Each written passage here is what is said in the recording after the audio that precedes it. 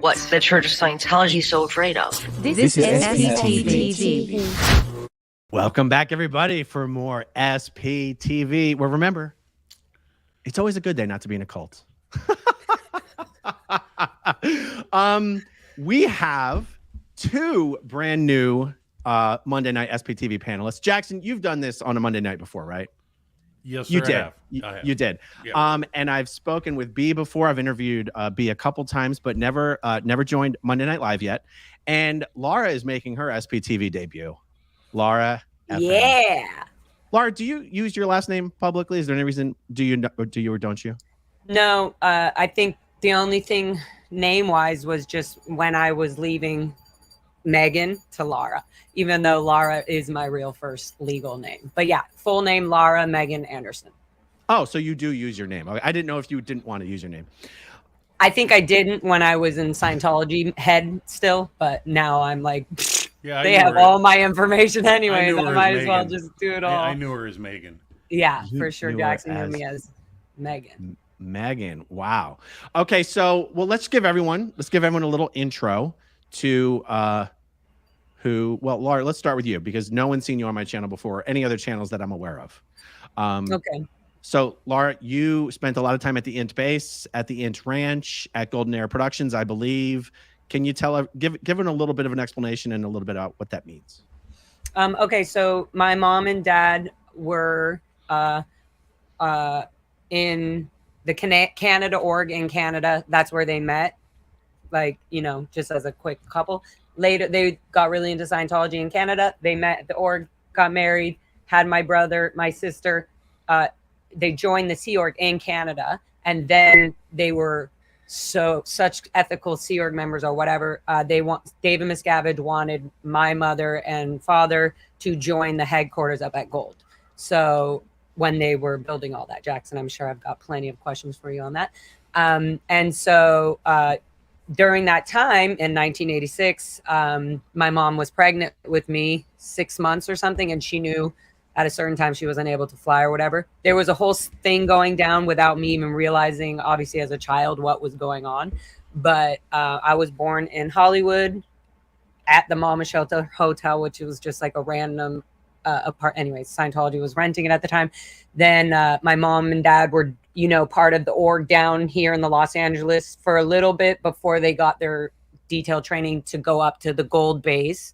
I was born in that hotel and then was brought as a little baby child to what they called the ATA.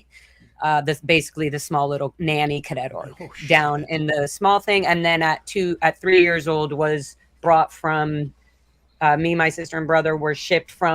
Literally you were approved to go to the Int Ranch, which is in Hemet, like 10 minutes away from the Gold base, 15 minutes away, which everybody should keep in mind when we're talking about Gold base and the cadet org being that close and how much we didn't see our family and stuff.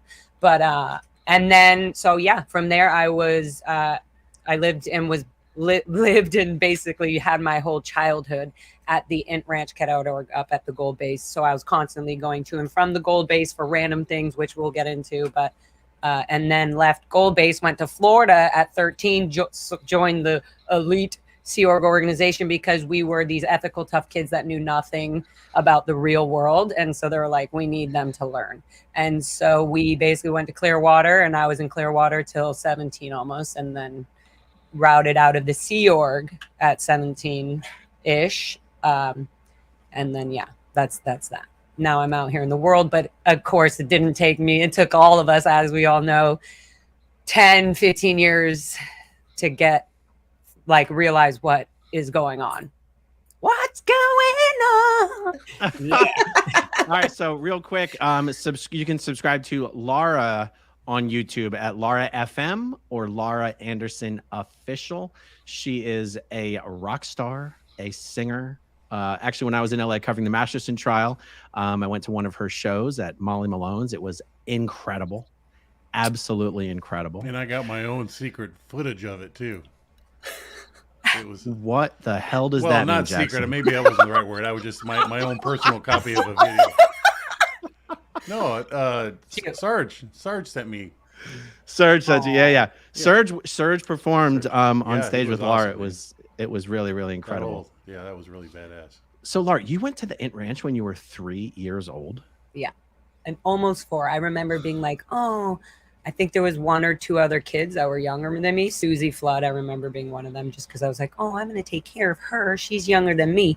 But I was kind of like, oh, I'm not 4 yet. I don't know. That's all. I don't remember that many things being that young, but I do remember like certain things like that. But yeah, definitely either 4 or 3.5 on the way to the ranch. What are some, if you can remember, like what are some of the names of the other cadets that were at the Int Ranch, or maybe you just called them ranchers at that time? Maybe they weren't yet cadets. I don't know how that works. What are some other names? No, they were cadets. They were cadets? It was like either category, like you're being put in the children's group or the cadet group, which this children's group later was completely abolished because there's no children in Scientology. And also because we were officially joining the Sea Org and like at 4 years old signing our Sea Org contracts. So they were getting rid of this children's group. And then Out Ethics group became the governance group. So anything less than that was just the cadet org, or you were in the governance group, or you were at the gold base. What are some other names that some people, in the bubble might recognize who were there with you? Jenna Miscavige, who was at the, like as kids at the, or just anybody in the bubble of Scientology? We have a lot of people in the Scientology bubble who watch. And so who are some kids that were there with you, that names that people might recognize? Not names like Mike Norton. It could be Sea Org or cadets though. Like it could be gold base but they were all any part of the kids that were actually out at Happy Valley there, Laura. I was going to just say, because a lot of them are not out of the Sea Org. Some of them are literally still in. I could name every single cadet that was there. It was like 80 total over the 10 years that were there. Aaron's after informing our listening viewers of some of the names of the kids that you particularly remember being with out there. I could literally, do you want me to go on? I can tell you who my best friends were. Aaron tells you to stop. Okay, yeah. Sarah Leah Bard. Okay, we'll start. So Sarah Leah Bard, Alex Nunn, Rebecca Jacobson originally kind of were my good bestie, Out Ethics sort of friends. Susie Flood, Plumie Besnard, Kimberly Alcock, Amber Porter, Gayla Gualteri, Nathan Tompkins, Sterling Tompkins, Justin Miscavige Tompkins, whatever you want to call him. Matt Price, what's his name? Mike Brown, Kasavius Tabioyan, Dee Dee Carlson, Michael Perbilski. He was the ranch IC. I already said that. Andrea Clark, Ariella Coleman, Power Coleman. Man, I can just keep going. This is great. This is reminding me of he hasn't stopped. No, that's Gwendol Besnard. Oh no, I'm also going to start remembering people who killed themselves. Alex Nunn, he's R.I.P. Lewis Nunn, his brother. Obviously, my sister and brother, Colleen Anderson and Jared Anderson. Marco Lobato, Natalia Lobato, Vanessa Delderfield, Kalinda Delderfield, Sydney Leobard, who was Sarah Leobard's sister. Nathan, I already said that. I'm literally going through the dorms. This is so Mike creepy. Norton and his sister. Yeah, Trisha Norton. There's Andrea TC. There's or Clark, whatever. Yolanda Avila. Her sons were all there at some point. I'm literally, Sam Francis, his sister, Miriam Francis, I think was just there for a second, but Sam Francis was definitely there. Miriam? Lauren Hollander. Who? Miriam was at the Int Ranch? I think for a little bit. Yeah, I do remember seeing her there for a little bit. And then, or maybe she just was coming to visit while Sam was being, she can probably tell you about that one. When he was being transferred to the Int Ranch Cadet Org, because I think they were in the LA. I don't know. You could ask them that. I just remember seeing her for a second, and then later seeing her like visiting or whatever, and going like, "Oh, that's." How about the Silcock girl? I forget her first name. Silcock. You're mixing a name. Alcock? No, last name is Silcock. If you don't remember, that's okay. Silcock. Yeah, Travolta's auditor's kid. Anyways, didn't mean to disrupt your flow.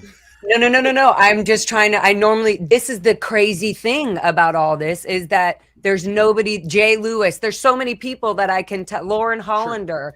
There's like, if I just keep going, it's just like, I'm like, brr, it's like a hard drive of permanent information that I have nothing to do with because it's so hardwired in my brain. No, I love it. Like so writing laundry socks and the initials on our uniforms. So I had to remember all of the kids' names. Yeah. There's plenty more. I'm not done, but there's plenty more. Yeah.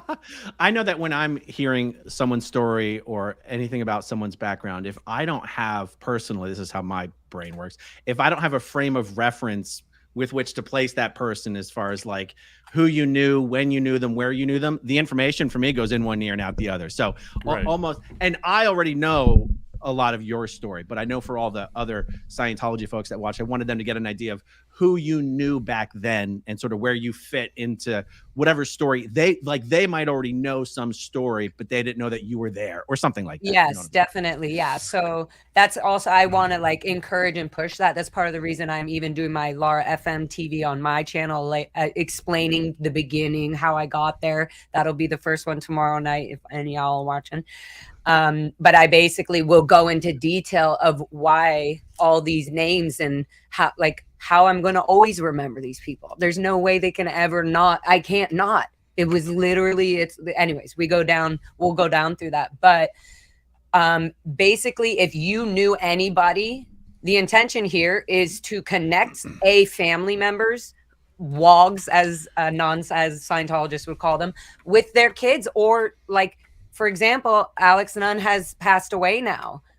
There's a lot of information I have about Alex Nunn and me at the Int Ranch that I'm sure a lot of his family would like to know that they're not being told because his brother and mom and parents or whoever are still in the Sea Org. And they're being like, oh, sorry, go ahead. I'm pretty sure that Louis Nunn got declared. I'm like 98% sure. I don't know about that.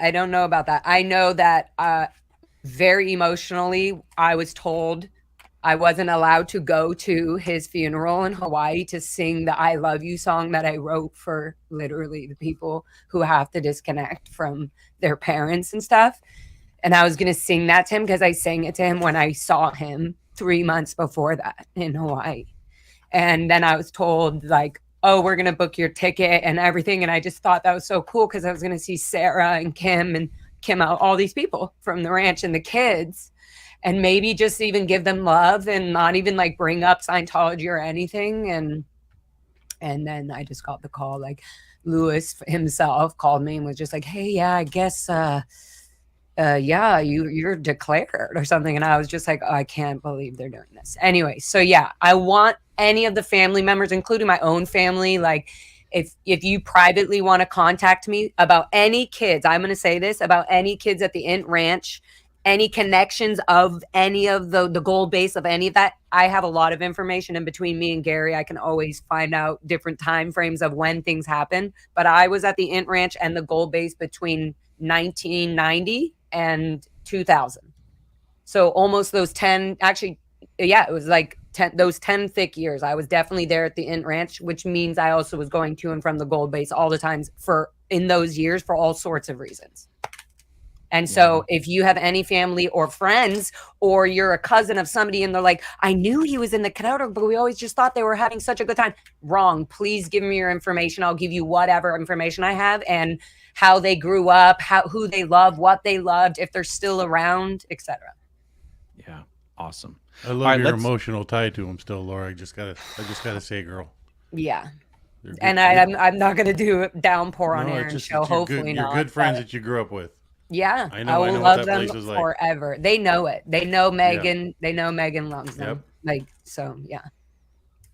Let's do more intros, and then we're going to come back and revisit the topics because I could talk about that all night. Yeah. And if we do, that's okay too.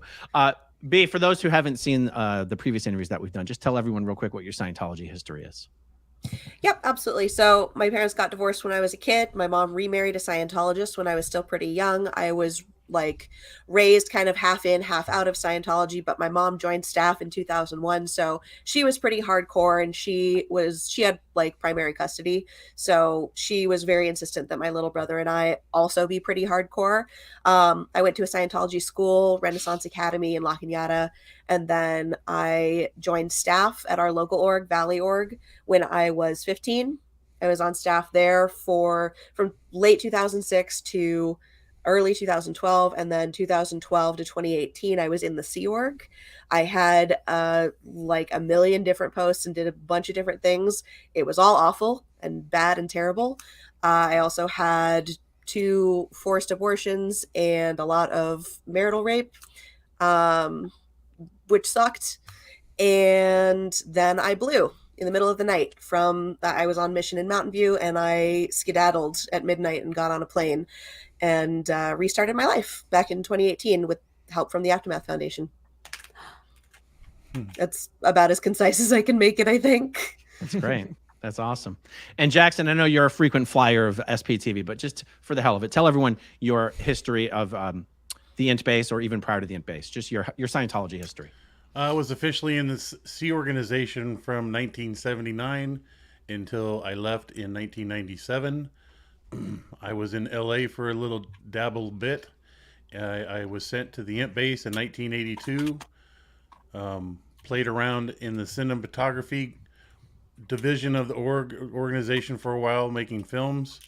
I quickly started performing security hats responsibilities, and they formed the original security force, which I was part of, and then remained in security from 1982, late 82 until 97 or 96 when I was taken off, and then I left in 97, so I spent a year routing out. But and I was a security chief at the base. Yeah, at Gold Base. And not just at the Gold Base at the international headquarters. I was the security chief for every staff member on that property.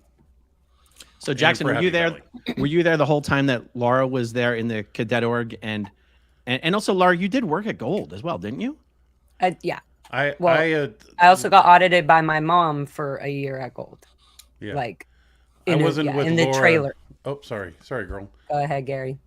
I wasn't with Laura her entire trip to that psycho place. I would have interacted with her from her arrival until my departure in 96. So a good 5 years, I'd say we got to play together, Laura.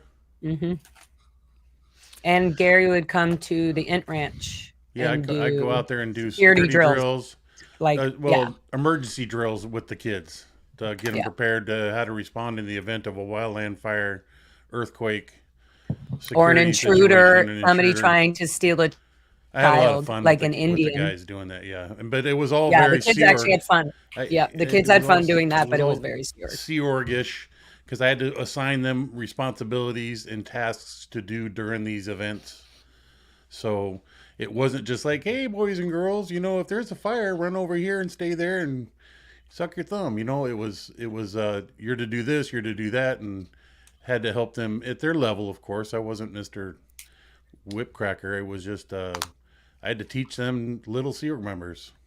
So yeah, that's my little journey, and I'm sticking to it.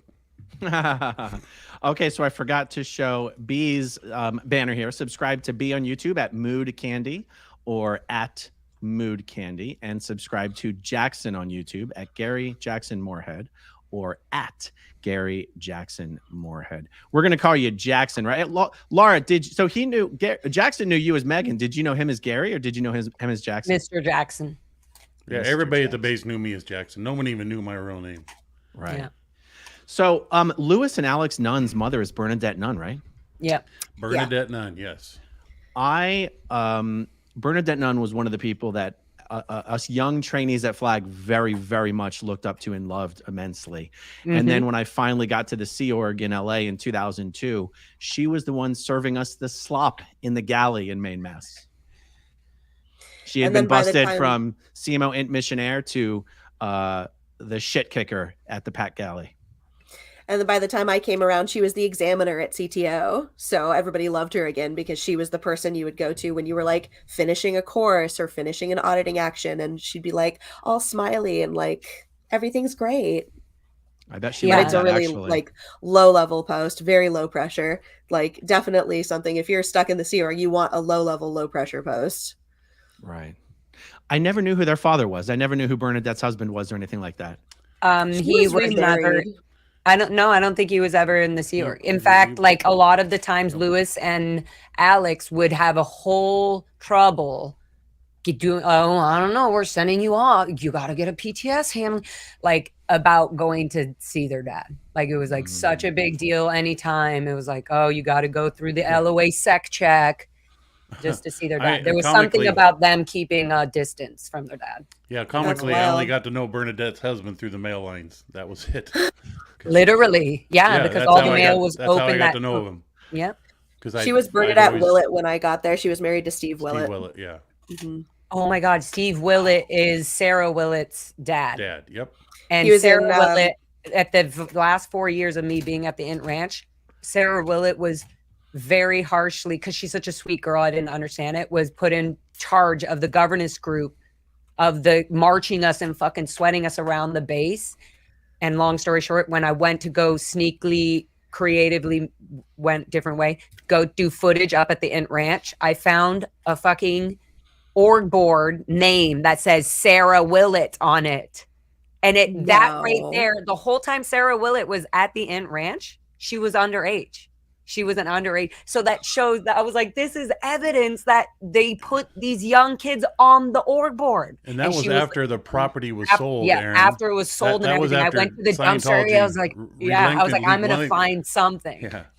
Just kind of ironic. She was just I walking started around crying when I saw that. in the dirt. It was a relic in the mud, that was left in over. the dirt right by the dumpster area. I was like, I know they shredded everything, so I know there's going to be some evidence of even the shredding. And I found this one tag. Anyways, that was a crazy long diverse story. But yeah, Sarah Willett, all these people. It's really creepy too, because he used to be the gold CO Gold, right? Who? Steve? Yeah, it was short lived, but yes. Yeah. But anyways, we knew, just because we were friends of everybody at the Int Ranch and everything, we knew all the parents' jobs and what they did and who was higher on the org board in their parents' Wow, that's level. interesting. We knew Jenna would get, even though she had it rough in times, she would get special treatment. But because it was all because of her uncle and her dad and her, aunts all being up. Becky Hughes, Lindsay Hughes. Anyways, we just knew. Yep. That's wild. Yeah, Steve was in, I don't remember his exact post, but he was in base crew. He was pack base crew. All the people, like all the names that I recognize from what you're saying, either I recognize because when I was in CLO West US, these were like sir, like super, they're still up there, they're still like high up there, or they were in base crew because they got busted and went to the RPF and now they're just like mechanics. Yeah. Wait, what year were you? I was 2012 to 2018. So maybe you were there. Yeah. Do you know Phil Anderson? Do you know my dad? Yes. He was on Phil the Anderson is your dad? my dad. Yeah. Shut up.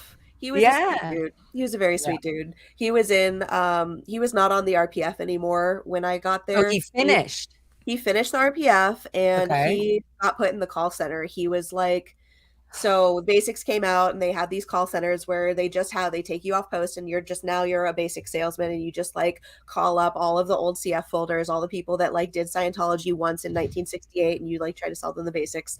So he was posted there and he was not a good salesman. He was very bad at selling. So they made him like a CF person who would do like liaison stuff to get new names.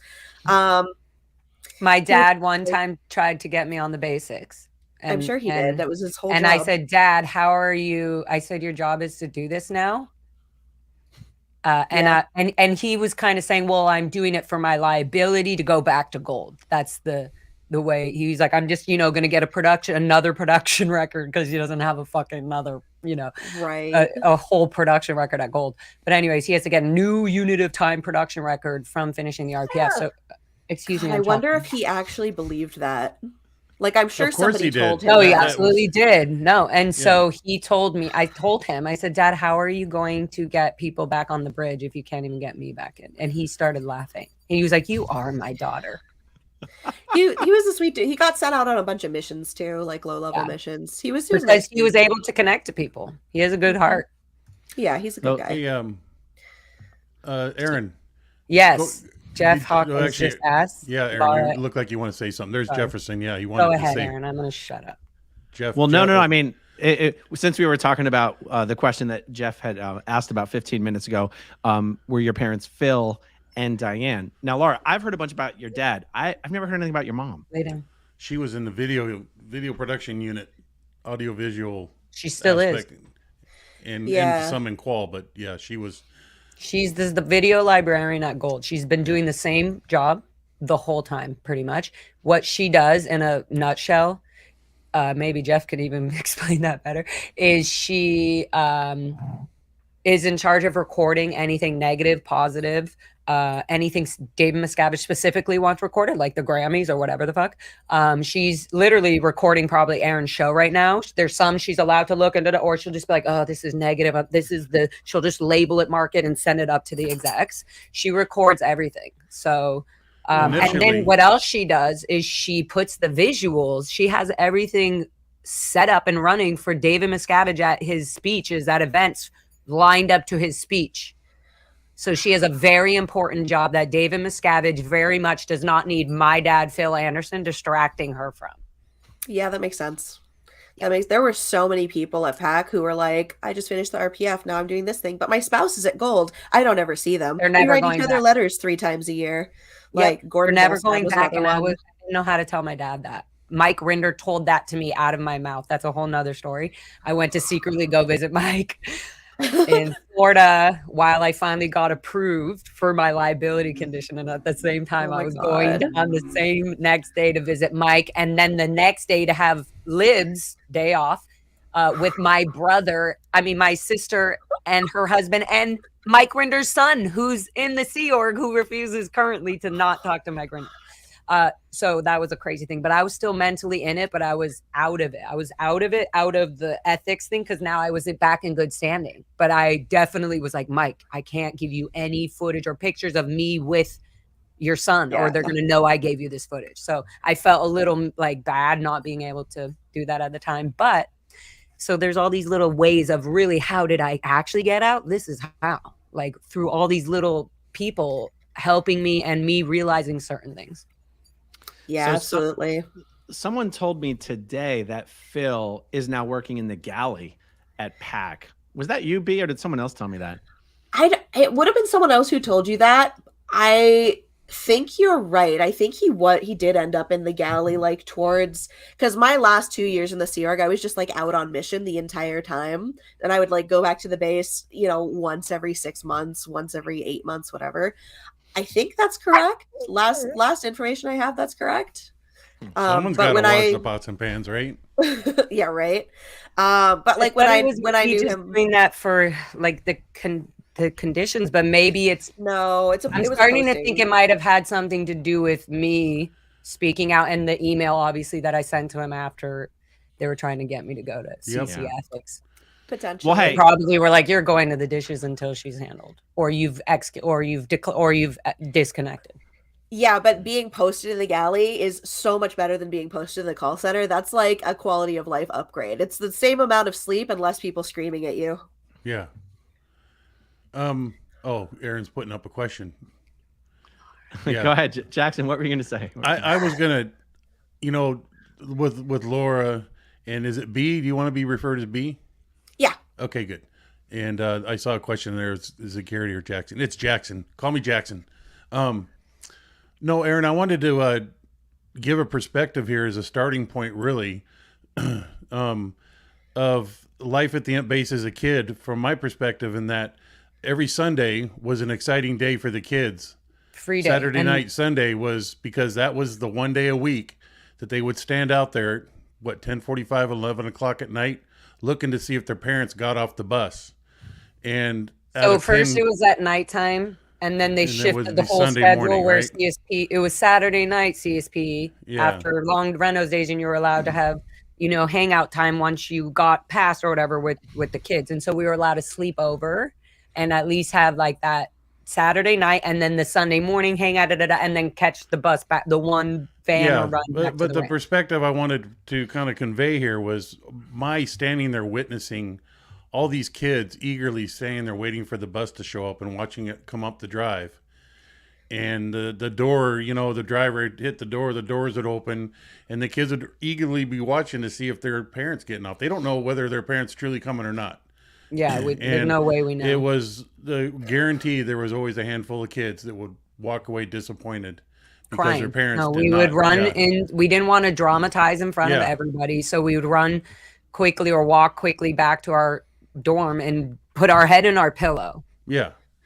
Until we got over it. Every Sunday, every Saturday, Sunday, for however long Dave knocked it out after a while because he kept calling for some of these staff members who he found out that were out there visiting their kids that night or that morning. And eventually that time went away from the kids. But I just wanted to convey that of standing there watching these poor little kids, how sad it was. Even though I was aware of it, there was nothing I could do about it.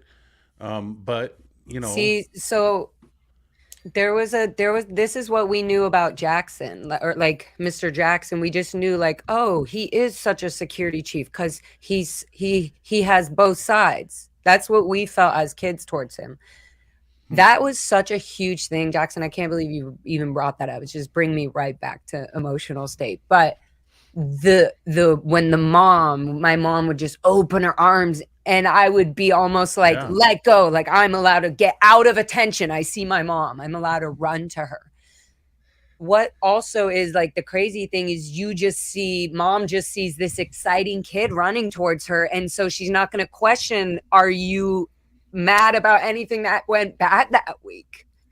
And you're just so happy to finally see your mom and have free time. And which they later changed to CSP.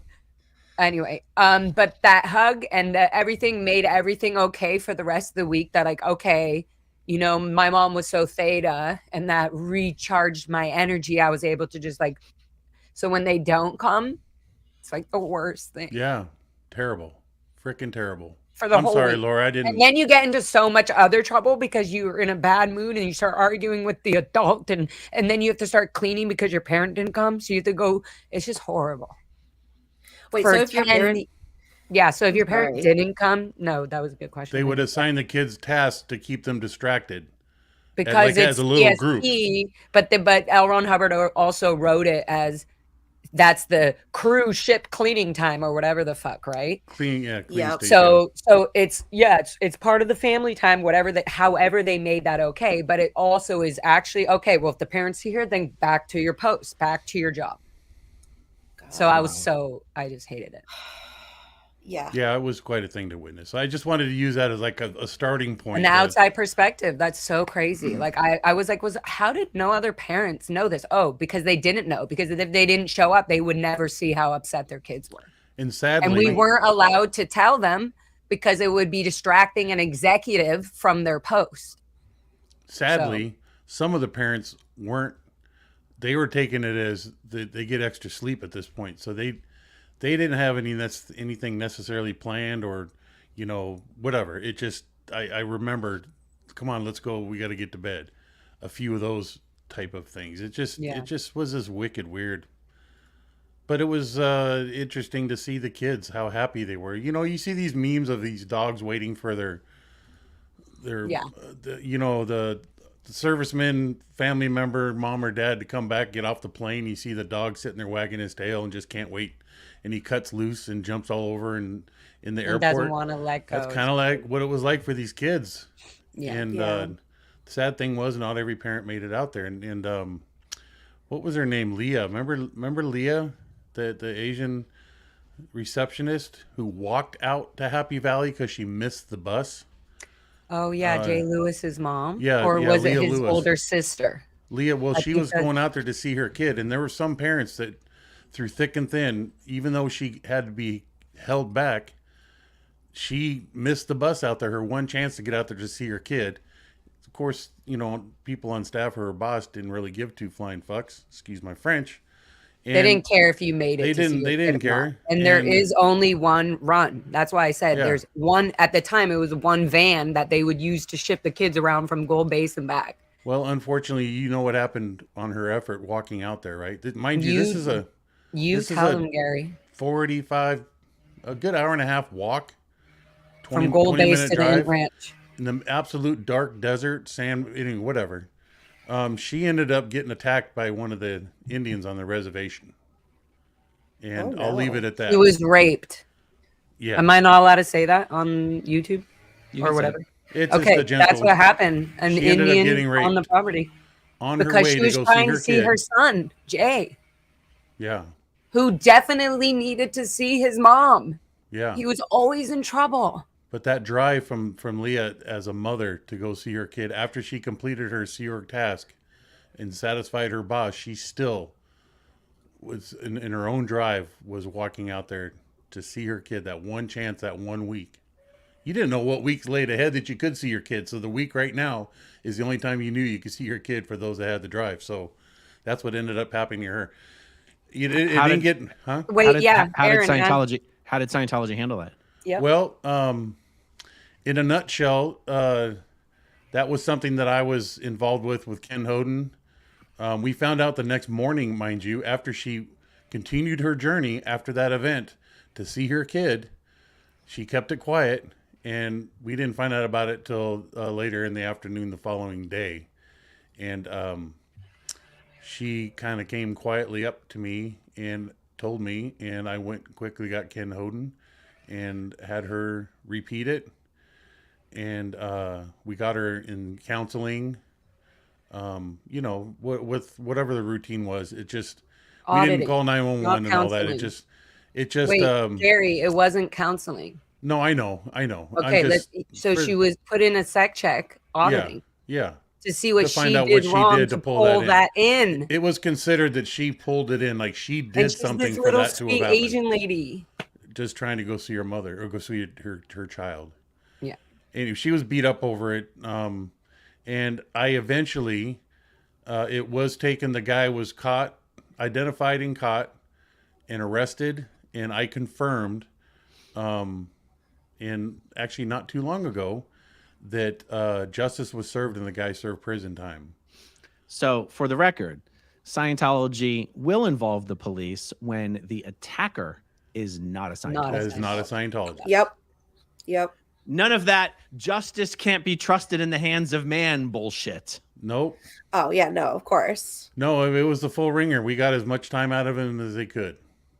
I'm sure. And I had that confirmed, documented. I talked to the sheriff deputy who put his hands on the records and the documents. There also, do you remember this thing? Sorry to cut you, but I also want to add to you, Gary. Do you remember this thing? I remember this very visually, and I never knew what happened. At the ranch, there was Indians shooting at Tara and Leah. Yeah. Running, not Leah, the same Leah, a child Leah, one of the cadets. Lena, Tara, and Leah. And it started because one of the kids was trying to blow the ranch. And so 3 or 2 of the older ethics cadets went to go chase them to get them back.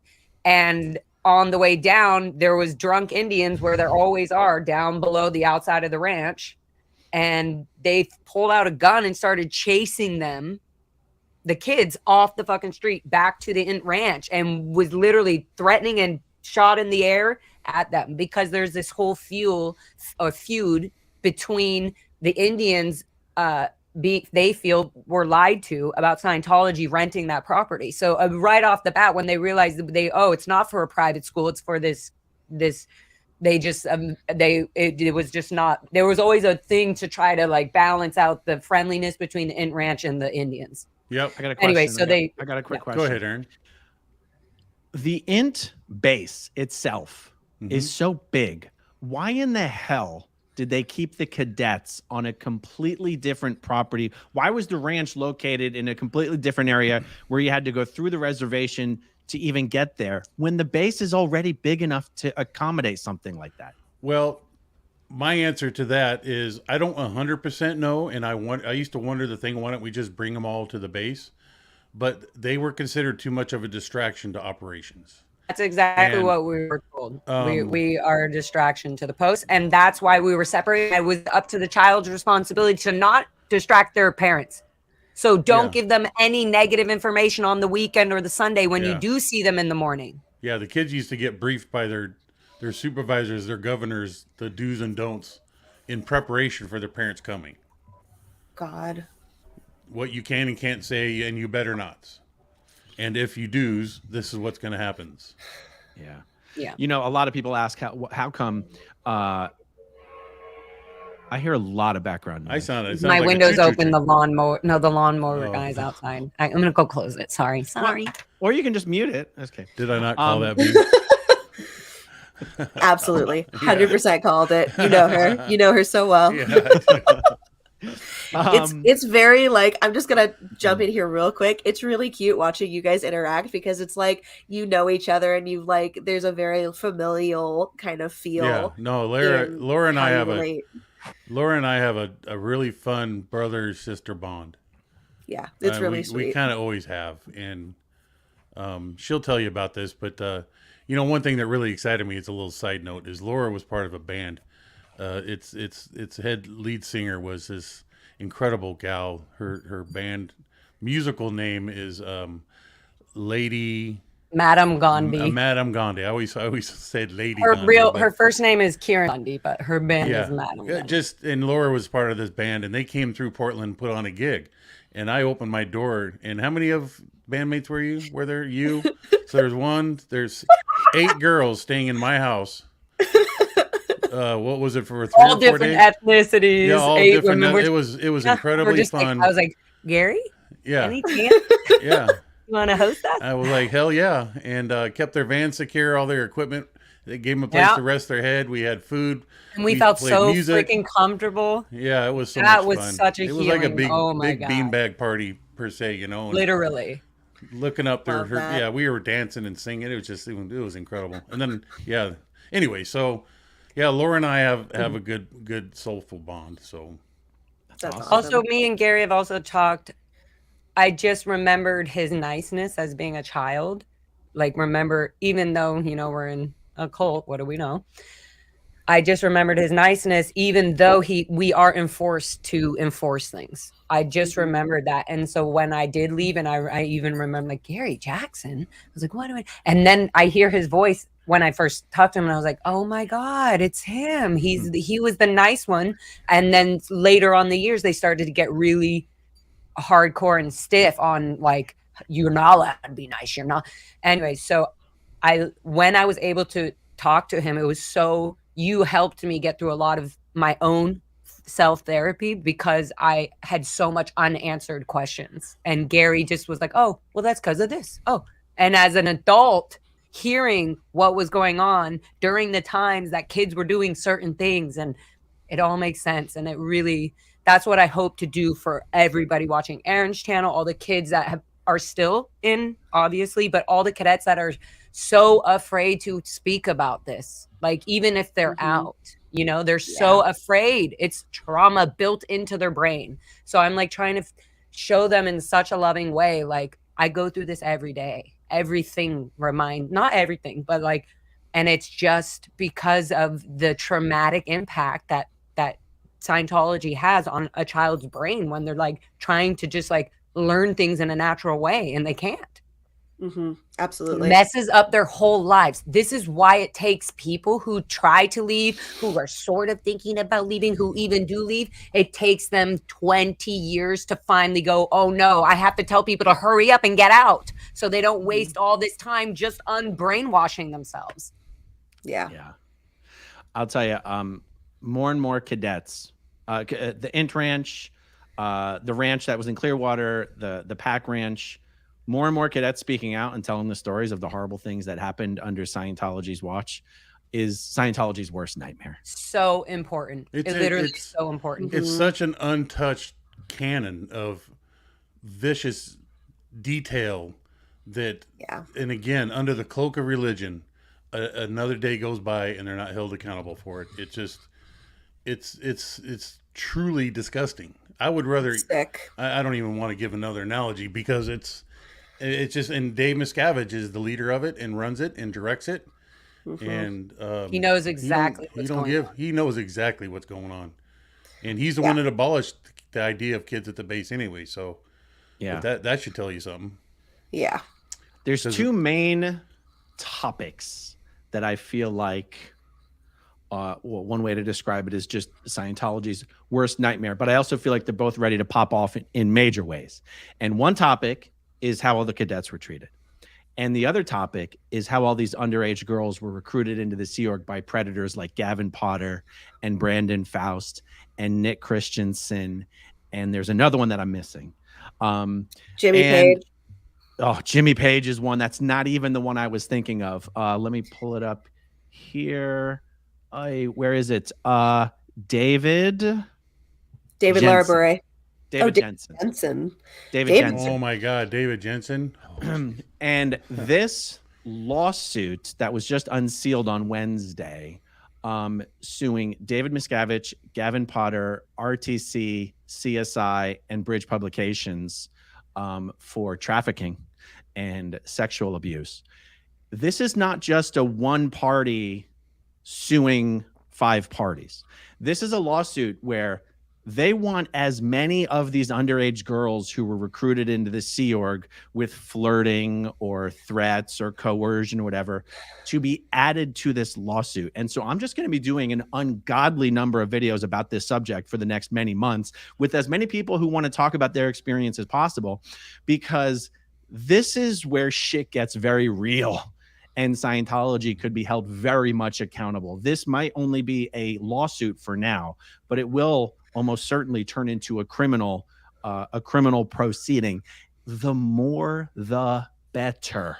Mm-hmm. And so I see these two subjects as being strangely related. In my mind, I see the recruitment of underage girls and the treatment of these kids as very similar. Mm-hmm. It's the equivalent, it's the equivalent of somebody kind of, I know it sounds the same, but it's like if somebody locked your child up and in jail, and then they just got so used to that, you learn to manipulate just the little last things that they loved and like to get you to do, like, it's insane. Like, but how do you say that? That doesn't sound like a real thing, but it is. Like, the ranch was purposely purchased on Indian property. These, like, people are purposely recruited with this hunky man coming around. I totally know who this is, Gavin dude is. My dad introduced me to him when I had just finished my liability conditions and everything. I was back in good standing. He's like, hey, this is my daughter. And then later on, him and some other people were in a major horrible recruiting reg cycle with my aunt, where I walked in. I've never seen my aunt cry. She was bawling, and she saw me. We were supposed to have lunch, and I was kind of like, hey, let's go. And she threw her purse and crying like, then just take my wallet and my checks. I couldn't believe it. I was like, Gavin, my dad introduced me to you. You're supposed. I remember having this thing like, how is my aunt sobbing? And you got like 4 dudes are like, you need to write that check now. Anyhow, whatever. Yeah, that's a whole nother story. But yeah, so it's kind of like Laura. Can you think of any other than Catherine Spallino? Catherine Spallino was any other cadets that you were with who are publicly speaking out about it? Can you think of anyone other than than myself? No, that's the thing with other than. It's not that it's not that they don't agree with me. They're definitely like, yep, all these things happen. Oh my God, I'm so proud of you. They literally are not speaking about it and showing their face because they don't want to get in trouble. They don't want to lose the last little thing of their mother, even though like their mother is a psycho, and they've told them like, look, Mom, I know you're so trained and you're hardcore. Like, I don't care about not saying names. I've said names my whole life. Yeah, go for it. Everybody uses my names. I can use their names, but there are certain kids and from all the ranches, like LA, Florida, the Gold Ranch, Int Ranch, where they are literally have one parent, like my mother, I didn't do this, where they're just on this very important job and they can't they can't even, they have to say, hey, I'm not friends with, oh, I haven't seen Laura or I haven't seen Megan in 8 years, but they can say hi to me a little bit here and there on Instagram or this, or on a message on Facebook, but they can't like certain things. They can't ever show that they are still supporting me, that we're still in any kind of friendship or any sort of connection.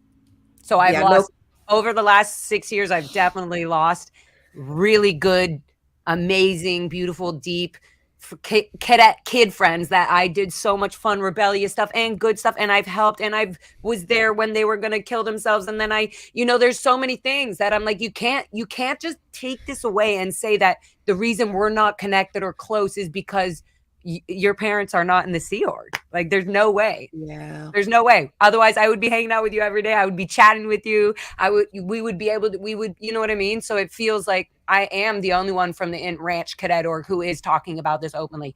I know some people are definitely declared, and this isn't their thing. They're not like gonna, or maybe it is, and they just don't have an outlet, a proper platform to do it. Like, so there was a documentary I did. I told you about this, Aaron. This is why I was like, yes, I'm definitely doing Aaron inspired me to do YouTube, the SPTV, because I was like, I mean, I'm already a creator and a performer and all this, but I was also like, this is so fucked up that like I have these close friends that I'm feeling like I'm supposed to hold on to psychologically and friend wise, but yet they have a certain stance towards me and what they can't. It just feels fake. It's like, this is why I left Scientology.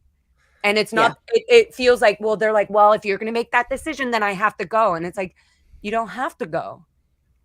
It has to go. Scientology has to go. You don't have to go. We can be these young, wild, free babies that we've never been allowed to be.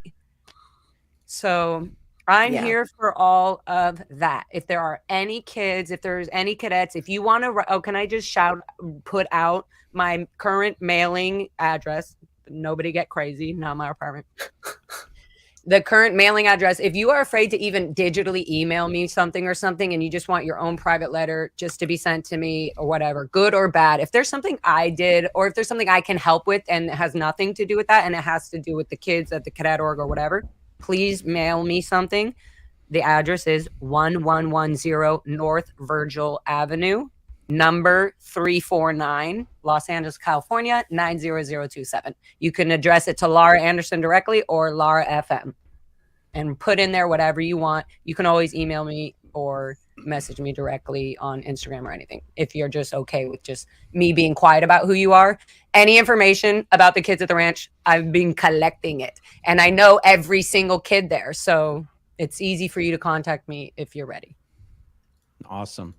And anyone out there who has any experience, either it happened to them or their sister or their kid who was aggressively recruited, right? So an underage child being aggressively recruited.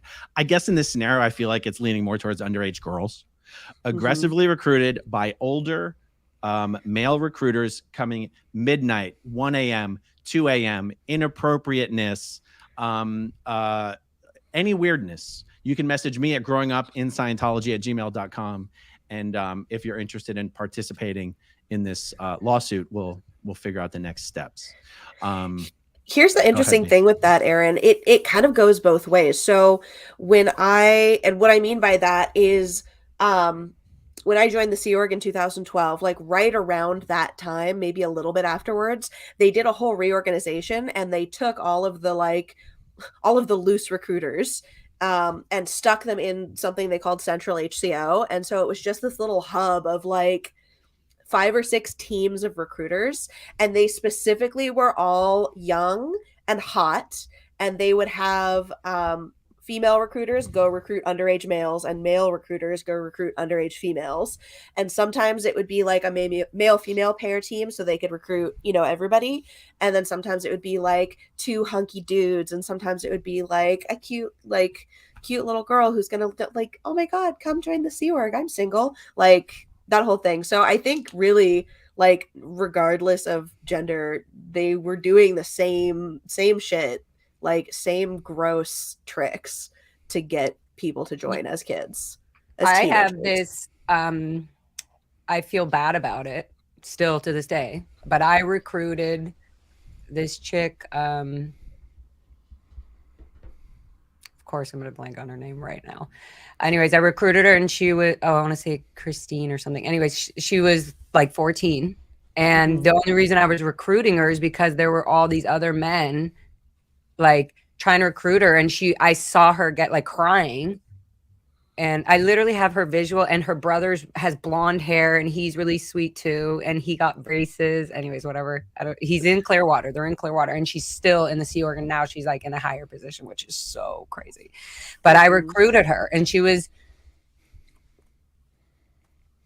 literally being like bombarded by all these good looking, prepped whatever, and I basically brought her away, and I made her feel better. I was like, look, this is what, like, what do you want to do? Also, like, I was like, you're not a child, so like, even like, you're stronger than these guys, and this is what they're trying to say. It's like, if you're in the Sea Org, you're going to use this strong capability, you're not going to go waste your time. I literally I recruited her. She was like, okay, I'll join the Sea Org. She signed it after me, and now I feel like crap, but she's still in there. Kristen is her name. She's so sweet, so cute. Totally did not want to sign, and her brother signed like a week before, and then that also encouraged her, I bet, with my talking to her, and that you'll be with me, and then you'll go to CMO. She went to CMO. She's probably still in CMO. Well, and that's the thing. None of these kids want to join the Sea Org. No, they're literally crying and stuff, and having panic attacks. They're given some combination of the fear of God. Gavin Potter would have this, and I know Brendan Faust did this as well.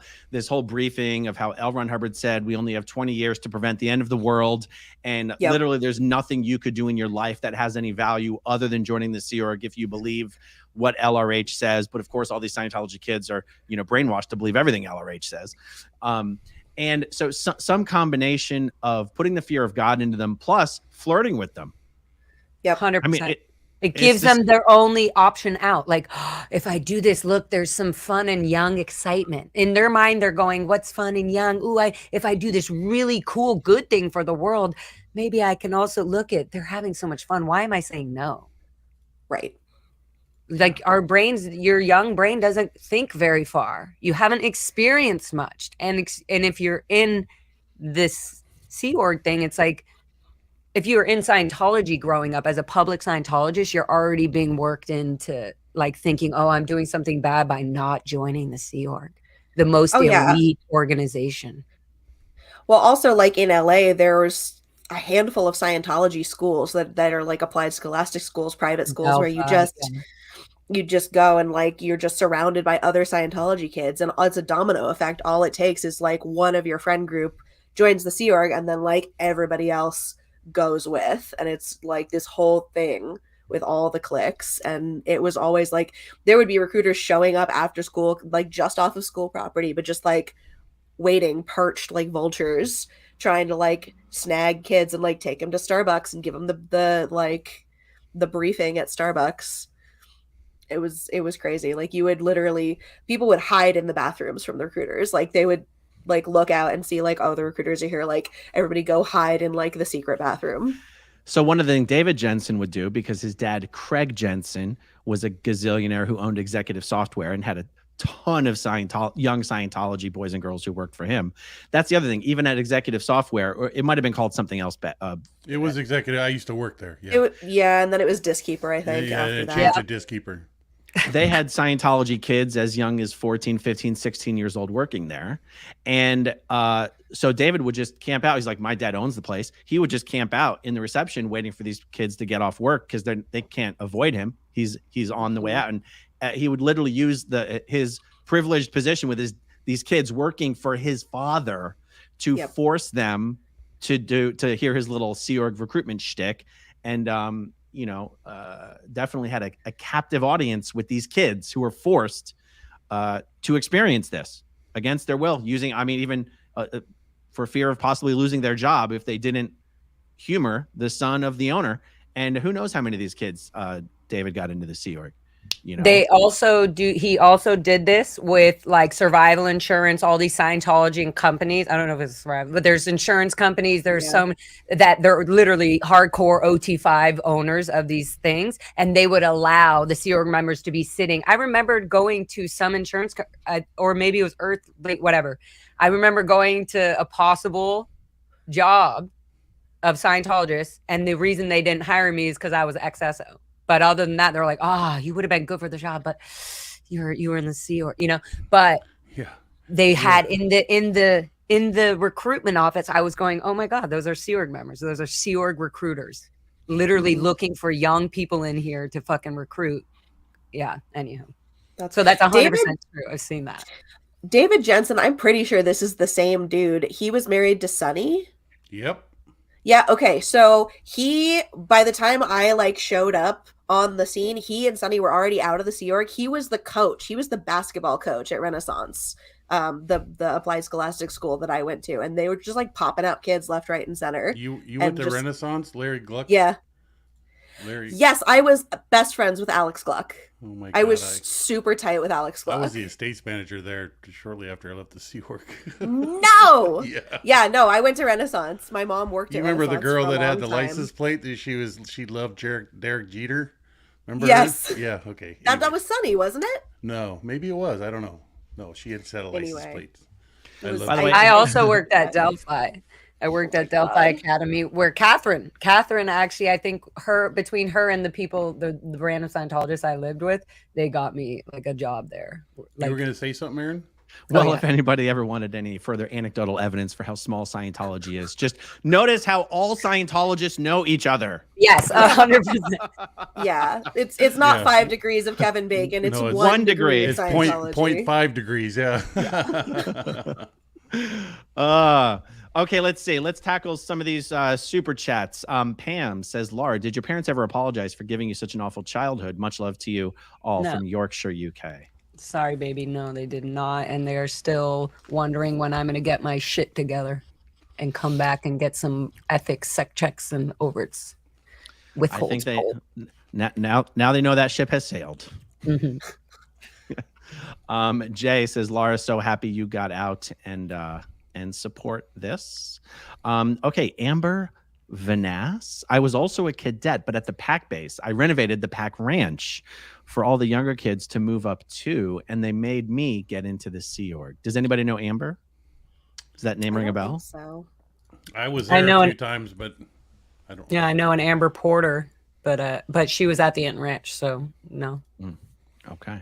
But Jay says, she's still in the Sea Org? She's not in the Sea Org, obviously. There's no way she's just left it, and they made me join the Sea Org. I'm like, but you're out, right? Are you in there? Thank you, so Jay. Happy you are out too. Glad you're here. Stacy, you're also brave. Heroes. Okay, Jen with a super sticker. Thank you, Jen. Ms. Pillow, you're also amazing, intelligent, committed folks with incredibly big hearts who are helping so very many people. And we love you and appreciate you all. Well, that's awesome. Thank you very much. Red Tar for me. Great group tonight, but good. No cargo shorts, flip-flops, jamos, slippers, Levi's, Vans. I don't get it. I think the cargo shorts flip-flops is throwing me off, and I don't know what jamos is. I'm wondering if this is maybe some those are pajamas with slippers. Oh, I think no. I think this is this is totally a cadet org uniform or a Sea Org uniform kind of thing. We always wore khaki shorts, cargo pants, basically khaki shorts, white shirts, and flip-flops.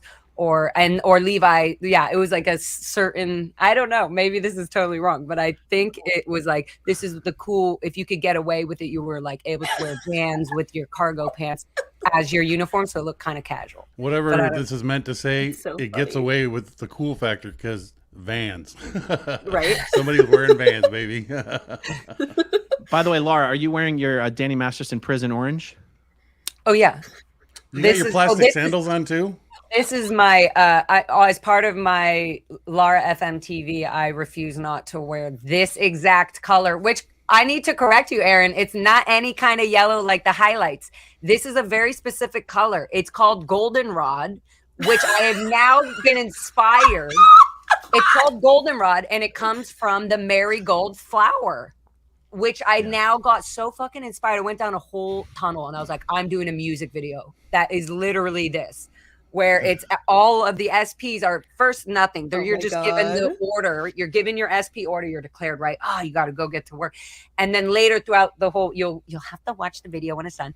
But whoever's invited, if you are literally officially declared, or you heard you were declared and you are an official SP, please contact me to be in this video if you can in LA. But basically you'll be wearing this and coming out of marigolds. Like, you guys are actually the free flowers. We're all these free flowers. But anyways, this is the actual color. It's called goldenrod. It's like it's not just like a nice goldy yellow. It's a very orange specific color. So do you have an ethics order number and date and also on the back side? That'll be on the jail suit. Yeah. Yeah. Oh my God. I'm sorry, Laura. That is really a beautiful, creative idea. I'm gonna ruin my backdrop here, but you could probably see no, you can't. I was gonna say you could oh, there you go. Oh, I see that. There's the SP jumpsuit that Danny Masterson wishes he could be wearing right now. Is that what you were sort of threatening to wear to court? Oh yeah, I was gonna wear this too, Danny Masterson. And then actually I had it in the van, and the only reason I didn't is because I didn't want to take attention away. I didn't want them to be like, oh, who's that rocker looking girl with that, And I'm glad I didn't, because it was really intense and fucked up. And I was just like, this is so depressing. I'm so glad I was not the Thanks for being there, Laura, by the way. That was pretty cool. Aaron's the boss on that one. Laura. Okay, so here's one. Laura, Maria de Jesus Gutierrez was actually at the show. She's one of the people that came to the meetup at Molly Malone's. Laura, your 513 show reminded me of shows by my Burning Man buddies. Have you been to that thing in the desert, or is it just a coincidence? Look, Laura's I'm a burner, baby. I'm a burner. Yeah, I love Burning Man. I've been there 3 times. I would go again this year, but I'm going to Power Trip Festival as I almost got paid financial trip instead. I almost got paid, Laura, to go to Burning Man for a company I was working for. You should. Oh yeah, no. Well, you can, I was not so paid. secretly. They don't really. No. Well, I was working for a company that was going to be hired to go out there and provide Gary, all the they lighting. would love to. They would hire you right now as a. No. I'm not kidding. They would hire you. They would give you a ticket. They would, if you signed up for the Rangers or something, 100%. They would. You have a perfect resume, and your heart and your attitude is perfect for Burning Man. I know. I have fun. I'm just saying it just was comedic how I always secretly wanted to go, and I ended up working for a company who not was a actually, secret anymore. Yeah. And you can go. You can go next year. I'll make sure I still got to go to a rave also, so. Yeah, it's gonna happen. I'm not kidding, Gary. I will be like, Gary, you're going to Burning Man. Yeah, that's such a I'll make sure you're with idea me for me, but yeah. Anyway, no, Jackson's getting so excited he's turning red. He is. Gary, it's also a lot of people. I'm not here to talk about Burning Man, but a lot of people have put this whole. Everybody has their own fingerprint, their own concept, their own views, their own goggles. Burning Man can be amazing as you want it, exactly how you want it, without any of the crap you've heard. Burning Man is very amazing. It's just corrupted in certain ways by certain specific human beings. That's it. Yeah, there's also regional burns, which are smaller and depending. Yeah, and they're so fun. So you can practice. You can go to the regional burns and practice, Gary, with your little sugar. Transform. Sugar. Did you? Yeah. But the rave scene in Portland is amazing. Like, there's such a solid scene there. It's been there for years and years and years. You could definitely find something. And a lot of burners in Portland for sure. Anyways, to answer that question, yes, I've been to Burning Man. I freaking love it. And I've also performed in that dusty dirt and went crazy with a bigger show than the one you probably saw at Burning Man. And it was amazing. I love it. On the playa. What do they call the dust? What do they call it? It's got a. But they call the dust the playa. They just call it playa because it comes off of the playa. Yeah. You basically are on the moon. That's how it feels when you're walking on the. And forever, you don't see anything else. It's just dust and this shit. So it puts you physically in a whole different world. Nice. All right, this next one's off topic, but I'll tackle it real quick. Rural SD lawyer. Aaron, please explain Mitch's comments last night about the cushy beds and gourmet food at Gold. Seems different from what we've all heard before. Okay, I can help fill that in for you. Mitch and I will be doing a lot more chats, by the way. I was probably in a bad mood last night and didn't quite realize it. So you were. The comments on that interview just are horrible, but on both me and Mitch. Oh my God, it's terrible. I know. I was watching the whole thing. Oh my God. I didn't finish watching it. I stopped watching in the middle because I was like, ooh. I didn't care. No, I was like, this is awkward, and I don't know why. And I was like, Aaron does look a little tired and probably is like, just like, tell me the answer. Don't. And I was like, Aaron, You do this to me sometimes, but Mitch is like, he probably has only been out for 2 years. We've been out for a long time. Like his brain is processing.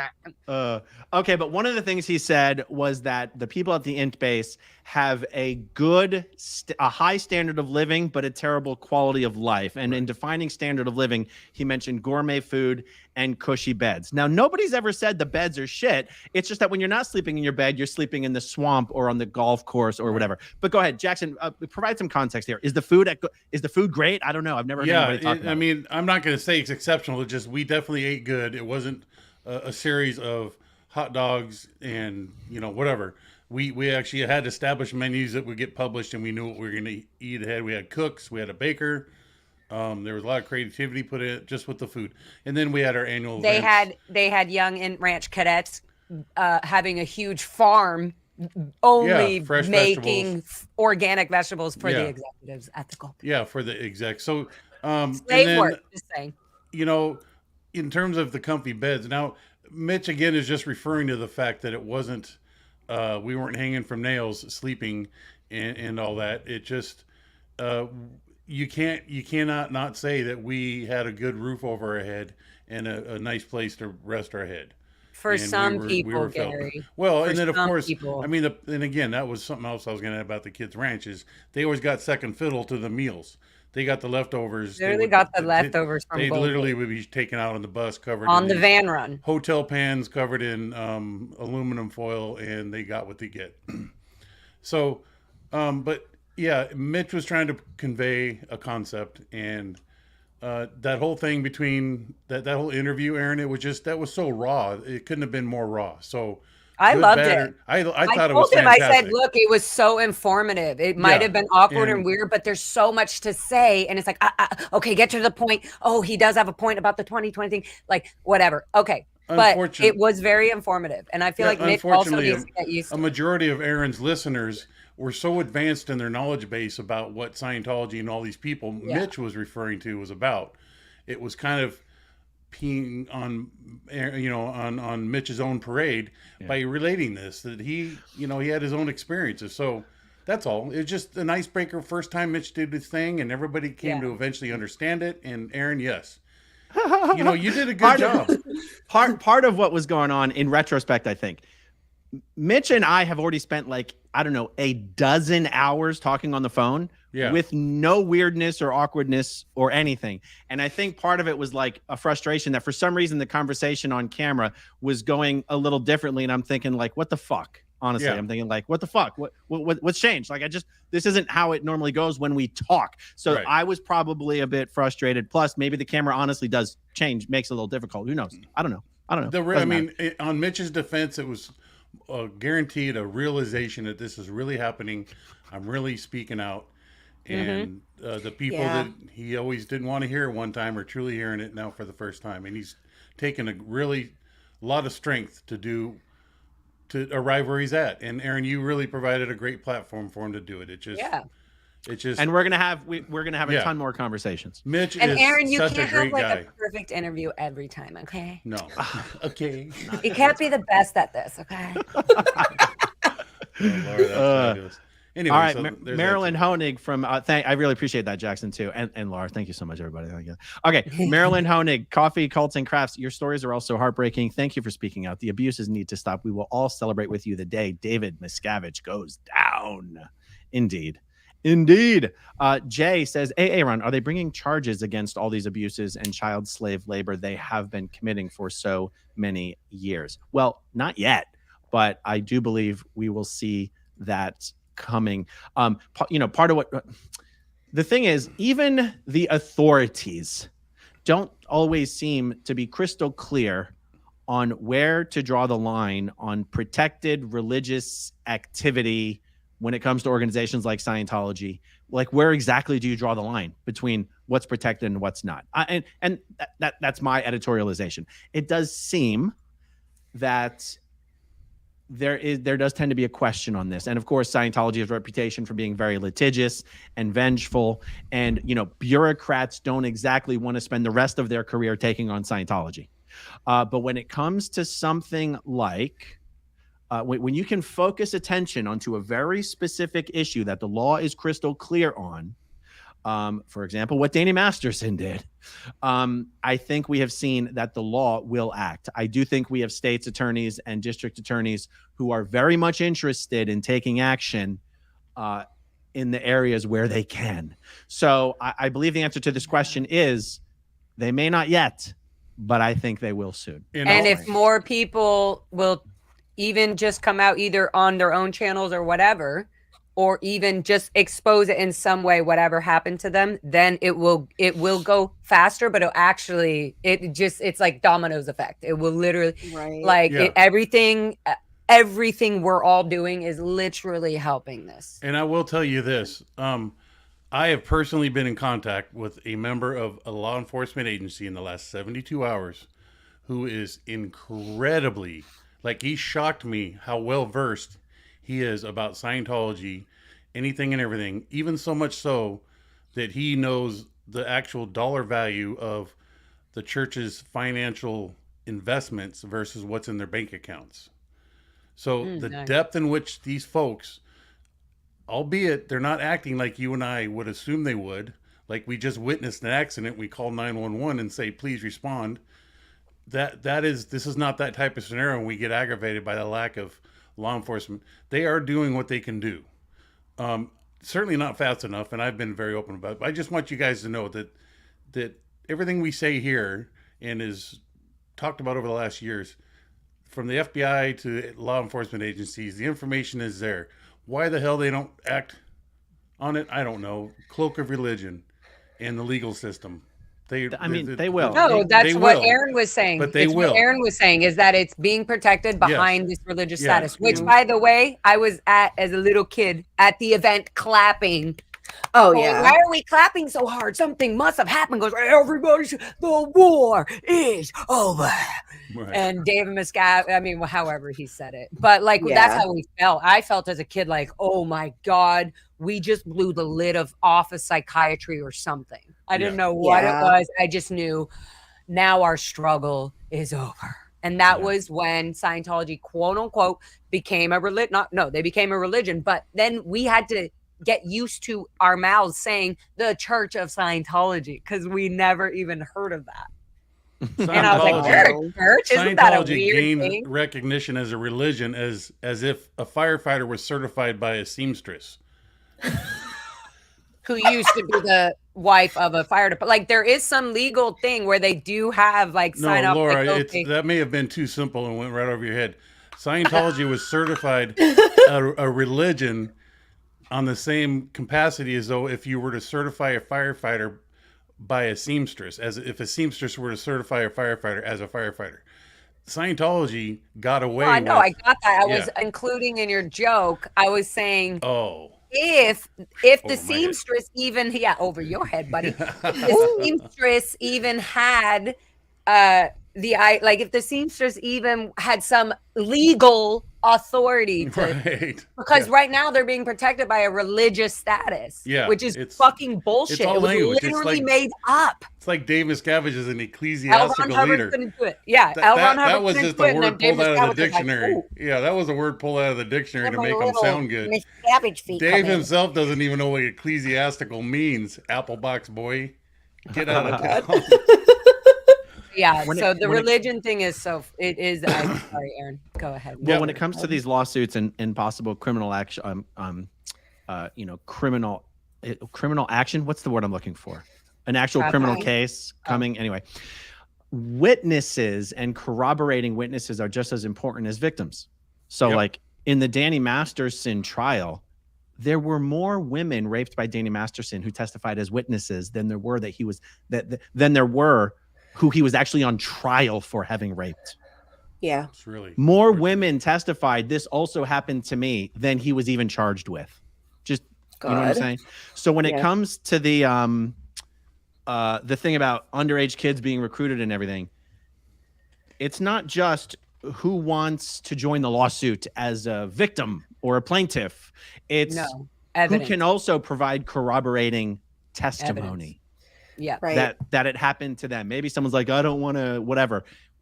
everyone's voice who has anything to say about this is helpful and needed and certainly welcome. That's for sure. So anyway, you're going to see an ungodly amount of video. You think I'm doing a lot of videos now? Just wait. Aaron, there's before I forget, there's something I keep meaning to say. Do you remember the kid who worked at Bridge? He was an underage kid. He was working at Bridge and he went like 2 days without sleep and got his like finger cut off in one of the machines. So I didn't know him, but I know who you're talking about. He's declared like he blew.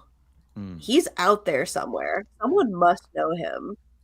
This isn't the guy who already came out and then they enticed him with a bunch of money to go back in, right? Javier. I don't know who that was. I never heard. I feel like I remembered him getting his finger cut off story. I think it was him. Maybe it was. I heard I know that things happened. Like there was someone who was going to be on the aftermath and then he like flipped and it was like a whole thing, but I never found out who that person was. Everyone was very tight-lipped about the details. If Mark Headley's still in the chat, Mark, tell us, is the guy, that young Hispanic guy, if it's who I'm thinking of, they got this guy to go back to Scientology, quote unquote, meaning turn on everyone that had helped him, but they didn't actually want him back, by renting him an apartment for like 6 months and leasing him a car. So eventually, but he was so stupid, they didn't realize he didn't even realize that he didn't own the car. He didn't own the apartment. So once he did everything they wanted him to do, they hung him out to dry. Was that Javier Joaquin? Oh, I don't, or whatever. The girl, they're curly black and salty black. I mean, there's only one young Hispanic kid who blew from Bridge and left with a hard drive and stayed with Jason Begay and called the. That was Daniel Montalvo. Daniel Montalvo. Daniel Montalvo. Yeah. Is that who we're talking about, B? I don't think so, because this was years and years and years ago. This was before I was even in the Sea Org, because I heard stories about it, because that's why they don't allow minors to work the night shift at Bridge anymore. Too many fingers getting cut off. Makes sense. Yep. Correct. But also I worked with his mom. Too many heads on him, Pike. Okay, let's jump back to some super chats. Red Tar for me. Need your go-to style for my Aaron crochet.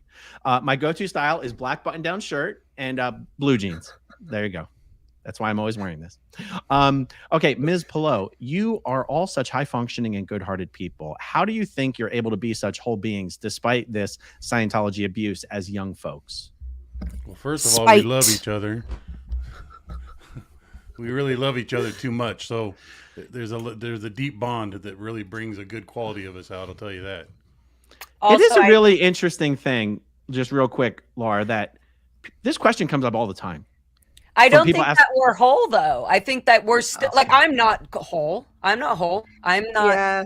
I feel like I write this song, learning and loving with you. I literally don't feel whole every day. I feel like, oh my God, I need more and more and more and more information. I need more therapy. I need more everything. The more I realize I need more and more and more. So we're not high functioning is, but I think people mix up high functioning, good-hearted people who are, so strong with just finally speaking their stories. And it just reflects back to the reader or the listener being like, what are you doing that you're holding that you're so proud of us for? Like maybe it's not all the time but there's something that in humans, we're so blessed and loved by other people when we're finally relieving something that has been holding us down or holding us just away from when we finally are able to talk about it. So it sounds just powerful. As you explained, Miss Pillow sees what you just explained as I was going to read what Aaron had posted up there. Here we go. Go ahead.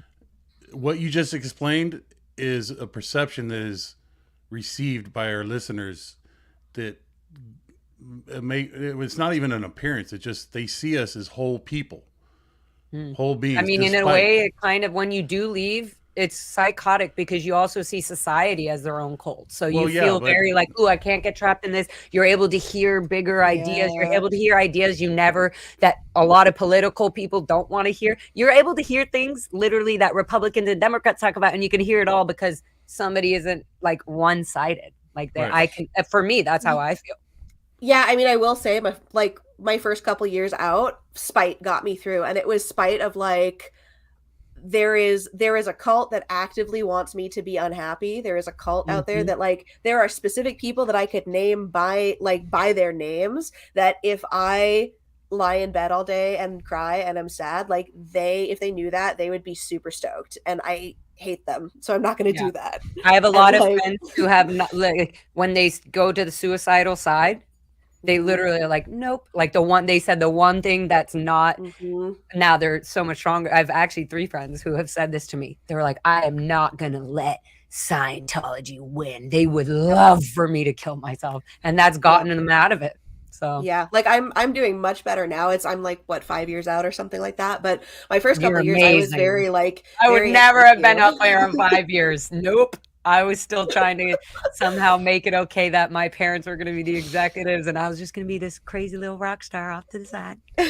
I mean, I blew. When you said that at the beginning, I was like, oh, damn, you just blew. Blew. I just straight up blew. So I knew, like, I never blew an official organization. I blew 1,000 times at the Int Ranch Cadet Org. Trust me, Indians called the base and was like, you got a straggler. Oh my and God. I'd be like, no, I'm getting out of here. Where am I going? I have no fucking idea. I was just so angry. I wanted to leave. I'm sure. So when you do, that's crazy. Yeah, but I think because of, like, it was very difficult. It was the hardest thing I've ever done to that's get what I on mean. the plane to leave. But then by doing that, I didn't have those connections anymore. I didn't like, there was no hope. Like I'm dead to my family. Like I just don't exist anymore. So there's no point in me trying to toe the line. Like what line? It's not like there's nothing to hide. I'm out of there. You can't hide that. And so like a lot of it is, it's also like so many people were so unkind to me for so much of my life. Why would I ever put that back out into the universe? Why would I ever turn around and treat somebody else the way that I was treated when I know how awful that made me feel and like how much trauma that gave me? So, you know, just kind of circling back on the comment of like that we're good-hearted and kind and everything else, I think a lot of it stems from like we know what it feels like to be on the other side when someone is not like that, and like we don't want to perpetuate the cycle. We don't want to be that. Great answer. You know what else would be a good thing, Aaron? Is if like I mean like maybe oh sorry. I'm just like in my head. No, that's okay, like Laura. Mike Rinder and like you know, even Mark Kelly and Claire, all these people would really talk about like what they were a part of in the abuse of the children. Not that they were, but I'm saying like, okay, so for example, I won't say his name, but Gary, you know who I'm talking about. Somebody messaged me that was trying to be like apologetic about spanking the fuck out of me and abusing me as a child at the Int Ranch.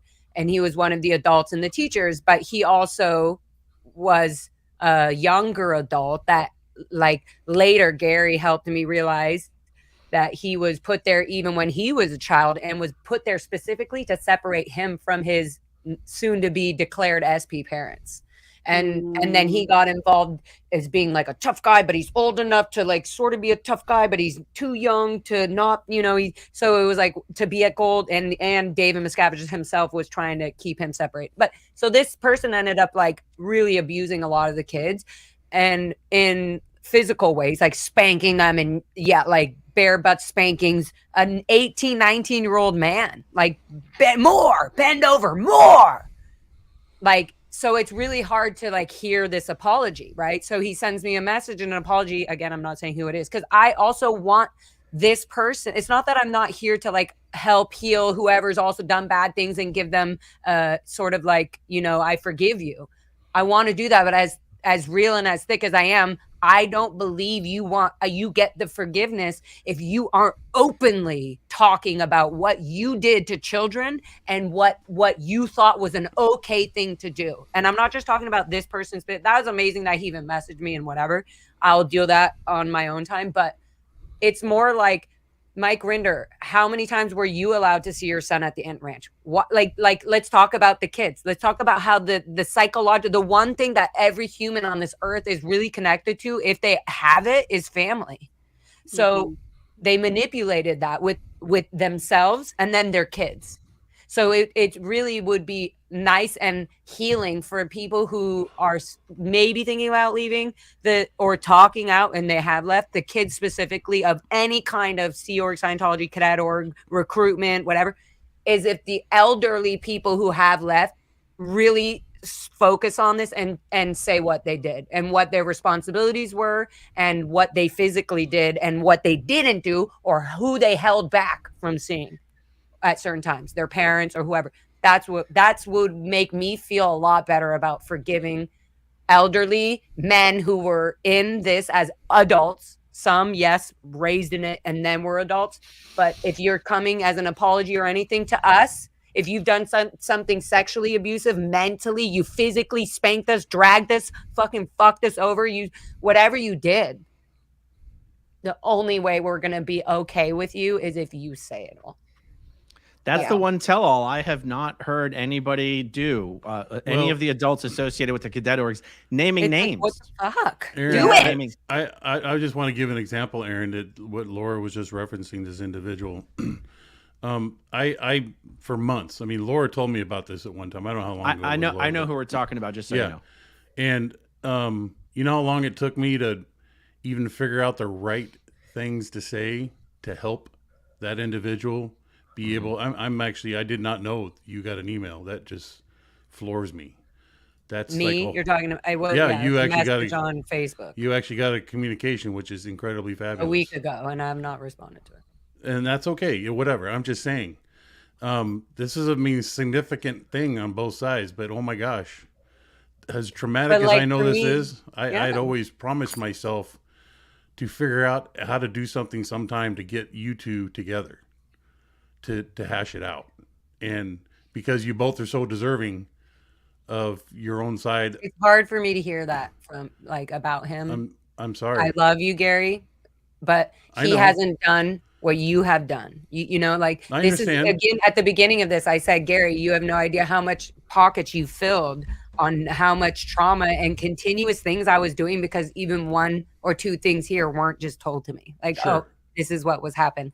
Oh, that's why I'm drinking so much. Oh my God. Or whatever it is. So you filled that up. The only reason I was even able to accept and ignore the message without fucking completely losing my mind is because I knew this person had spoken to you. Major milestone for that individual, just so you know, Laura. It just I'm just telling you that with passion. Back to the point is literally like it's fine if it takes me a week or a year to not respond. Your choice. That's part of the process. Yep. So, but that does make me feel a lot stronger. So I can actually have a more intelligent, emotional conversation with anybody in the world. That has now lifted a lot off of my shoulders. It's also lifted me a lot about how bad I felt about him. Now I feel a little bit better about him, but that's incredible. So this is Laura. The way that we can heal this. But you, the older people watching, and even the young cadets that are watching that are like, she's absolutely right.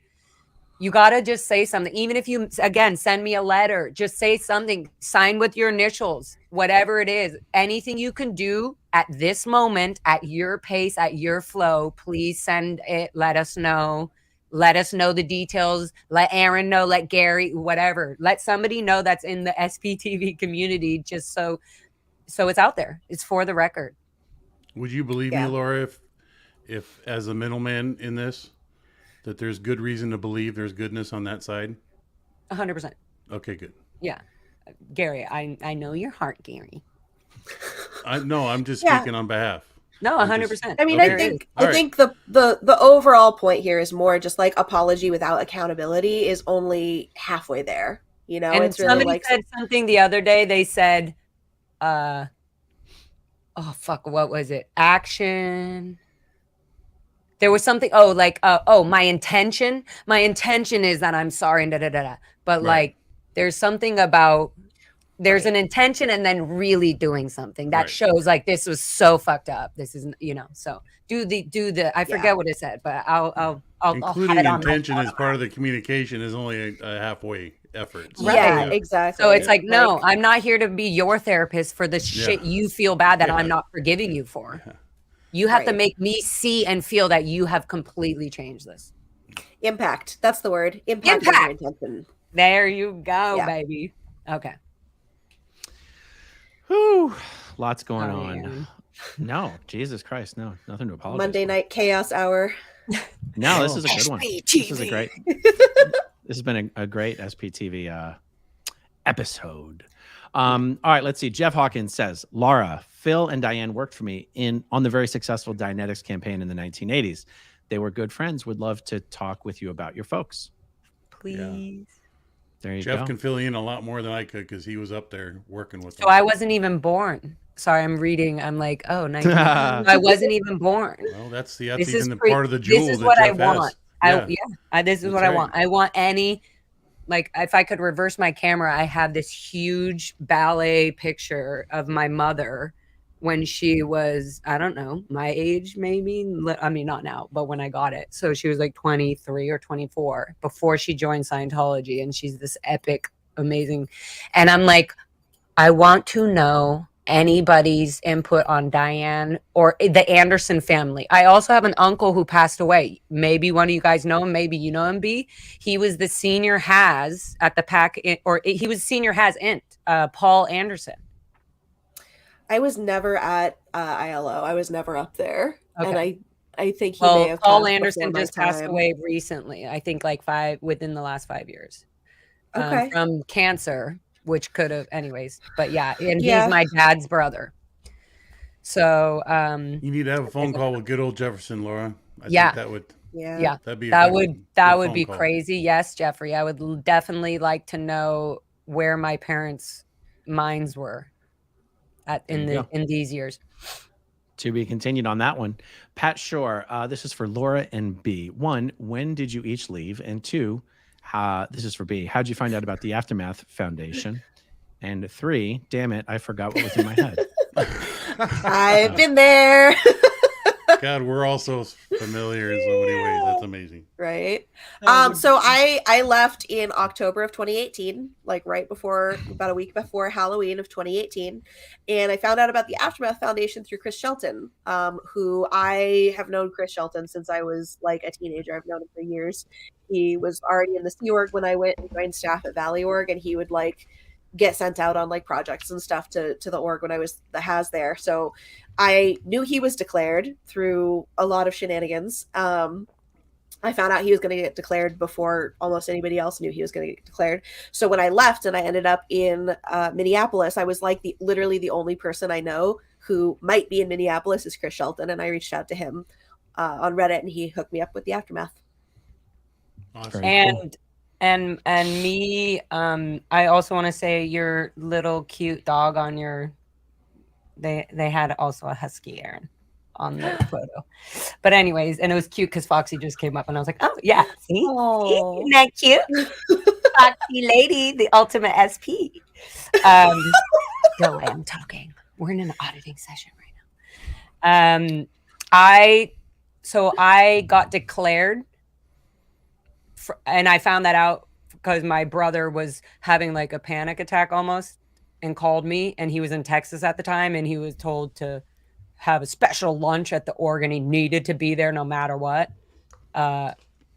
So he went to go meet this guy that was helping him at the time, I think, like be sober or whatever. Anyways, and he sat down and I guess pulled out the golden rod. The goldenrod, bright orange SP color. And he read it and then called. He was like, oh, okay. Yeah, I guess I won't. Yeah. All right. Yeah, I haven't really been talking to her, whatever. So then he called me and he was like, I just saw, they just showed me you're suppressed. And he was, and then at the time I was kind of like, okay, Jarrett, it's ridiculous. Like I was kind of trying to calm him down. Like I was like, it's fine. It's like, wow, good. Can't, what did it say? I was like just interested. What did it say? And it was like, can't hold a job, promiscuous, like all these things. I was like, yeah, pretty much. You started all that, bitches. Anyways, Laura's working, earning money, and getting laid, right? Yeah, I was like, yeah, I spent it all on fucking alcohol trying to get over your fucking psychotic trauma from my life. Anywho, where was I going, Aaron? You can keep me focused. I don't know. What year was it? Here. So I got declared. I found that out from my brother. That phone call was like 5 or 6 years ago. I was definitely trying to live my own life, but still have this weird connection with my weird, cool Scientology Sea Org parents. And that didn't work, and ended up being a really bad argument with my dad being forced to stand outside my art studio for days and days on end, even when I was on tour and stuff. And then my neighbors would be like, yeah, your dad's just been sitting out here. Basically, he was told, like, you are not allowed to come back to the organization until she comes back into the org, to the ethics officer at CEC, because now I'm a celebrity, and to get a proper ethics handling. And I was like, I'm not a Scientologist. It was like this whole thing. It was a whole thing. And also, I just want to say one thing, Aaron, before I fucking get so sidetracked. There was a film that I was telling Aaron about. There was a film called Over the Rainbow that I literally spent 6 years giving my life, and went back to the Int Ranch, and we filmed all this stuff. And this producer of this film ended up, for some reason, putting out a film that had nothing to do with any of the kids or anything of the kids at the Int Ranch at all. And it was just like weird, confusing chunks of, oh, and then this and the, I don't even understand it to this day. And I haven't watched it again. Maybe I will, I don't know, in a therapy session. But the point was that this was supposed to be about this is the reason I did go on the Aftermath at the time, which I'm glad I didn't for my own reasons. But there were so many reasons. I was supposed to be the star of this film, and it was about to explain everything that happened at the end. We went back and filmed the Int Ranch. That was so insane for me to be back there. Anywho, I don't know what happened. All I know is when I was trying to get the promised original footage that was said, hey, at the end of this, you can have whatever footage you need for whatever documentary you want to put out for your life story. So that completely, none of that happened. I've been spending 6 years trying to put out my story, and every single platform I go on, it gets taken off, or this is too much, or even the Aftermath, they would cut out a bunch of really intense shit of even people that are on there, that just with the stories they were allowed to put out. But there's so much stuff that is not, why can't somebody just tell their story? It's so insane to me. So yeah. Didn't you ask the producers of that thing, correct me if I'm wrong, whether they had taken any money from Scientology to scrap the children footage? And he wouldn't answer the question? I said, hey, Jeff, I asked him for the, and then I said, so Jeff, what's happening? Like, what happened? Like, why, I just was like, what happened with the film? Because finally I had done a little bit of therapy at this time. And I was kind of like, my friend was like, no, I think he kind of got they said something in the film world where they basically have a private closed deal or something. Anyway, so I was like, no. So I called Jeff to be like, what happened? And his response when I was asking him for the footage, I was like, no, I need the last phone call from my dad, the whole 2-hour phone call that I had. I was like, I need that phone call. I said some other thing. I was like, I need all the ranch footage. You promised me that I could have this so that I could give therapy to other people who can't go back to the ranch. They need that. They need to know, like, physically, this was just the ranch, and that there's so much therapy to be had by just watching somebody who's been back there and who has left and has their own mind now. So none of that was given to me. What do you mean? And right when I said, what happened, Jeff? Like, did Scientology did the lawyers come after you or something? He literally said, I can't talk to you about this. I have to call my lawyer. Wow. And I was like, are you kidding me? The lawyer I was like, you're up kidding me answered. right now. Yeah, the lawyer. Because they up answered. recorded the conversation of your dad disconnecting from you, right? Yeah, we were recording for the documentary that was supposed to be about the kids. So I was in the loft where I lived at the time, and I was with my friend. I'm like, oh, Jeff's gonna come over and film some stuff because there's a lot. There's always stuff that he's always like, okay, I got to get 9 hours more. Like, he has so much footage of me just talking about everything, crying my eyes out. I actually got very close to this person, so it felt very upsetting. When I was in shock when I first originally saw the film for him to show me. I was like, but it was so long and slow and I didn't understand it, so that by the time I got to the end, I was kind of like, oh, okay, I don't really get it, but cool. Okay.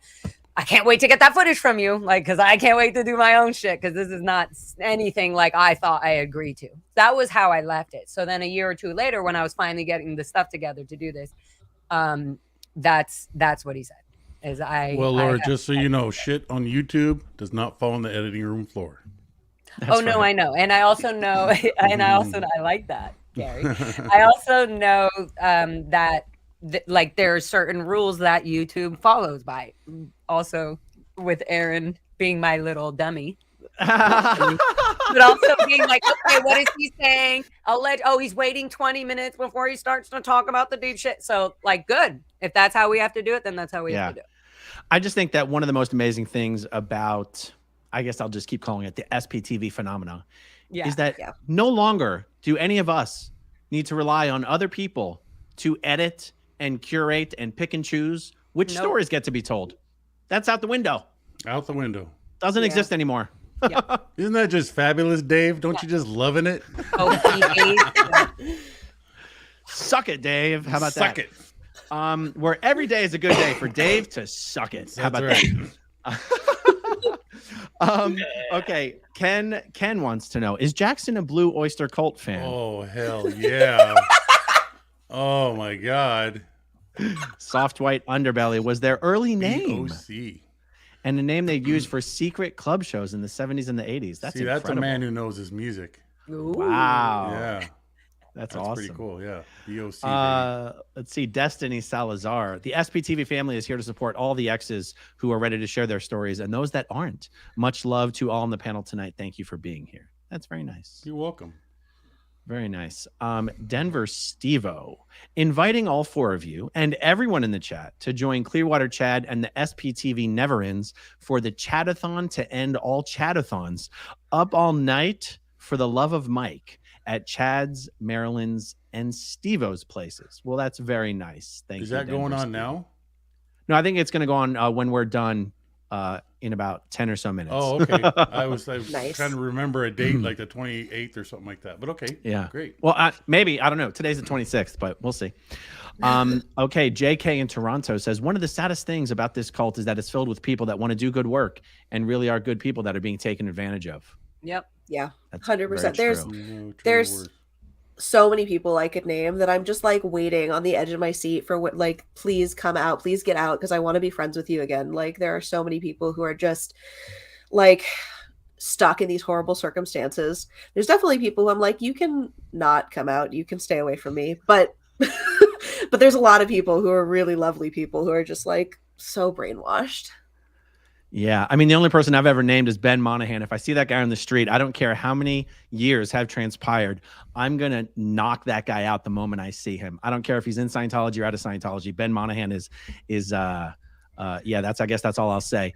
Get it on tape. There's so many people who would be like, oh, amazing. I get to finally see this guy get his.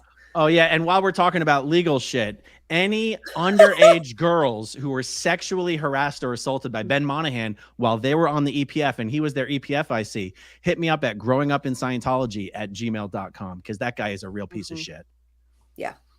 And if you have any underage anything in Scientology, send it to Aaron. Yeah. Oh, for sure. He'll do his own investigation. Okay. Here's a name. Here's a thing. You didn't get this from anybody. I've been avoiding this question. It seems a little too hard hitting for this kind of chat. So let's just briefly address it if we can, though, because I just feel bad ignoring it. What is the hardest thing you all had to overcome when you left Scientology after being controlled for so long? I can't even imagine the mental anguish. Gosh, you are all so amazing. I can. Go ahead. I'll throw an answer out because I just recently overcame another one.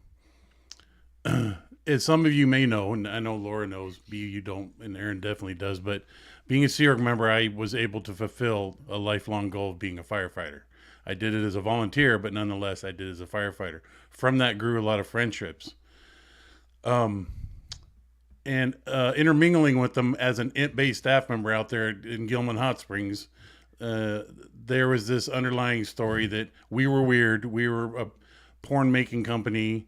That place is just wacky tobacco, and none of that represented me. And I felt that I could never socially be accepted because anything that I would say would be overridden by their own beliefs of what I was part of. So for years, I kind of suffered in silence.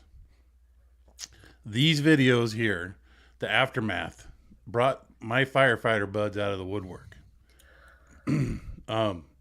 Two significant stories. One, a firefighter that I grew up with, and any firefighters out there that know, there's a brotherhood that exists, very similar to our Sea Org brotherhood and sisterhood. But I knew him and his wife, and we started off as very young volunteers back in the 80s. Anyways, during one of my events of escaping the base, literally hopping the fence, I ran completely, literally across town, trying to get make contact with my wife, but trying to seek help. And I was running to one of my firefighters' house. As the sun was coming up, in the distance I see a column of smoke. My heart was a little broken because I felt that he would be on that fire and he would not be home. I knew his wife enough that I felt comfortable to continue on to knock on the door. 7 o'clock in the morning that night that I spent all night running across town, I knock on the door and she's freaked out, scared, of course, and I kind of took that into account. But she was just a housewife at home, and I'm telling her, it's me, Gary, it's me, Moorhead, it's okay. And she just wouldn't open, and I wasn't going to persist. Anyways, long story short on that, the Aftermath series comes out. I get this random message. I am sorry for not opening that door. That's all I got. Can you believe that? That's wild. And then that was his wife. God. Yeah, right? That just hit. Anyways, my life would have been completely different for that fine moment.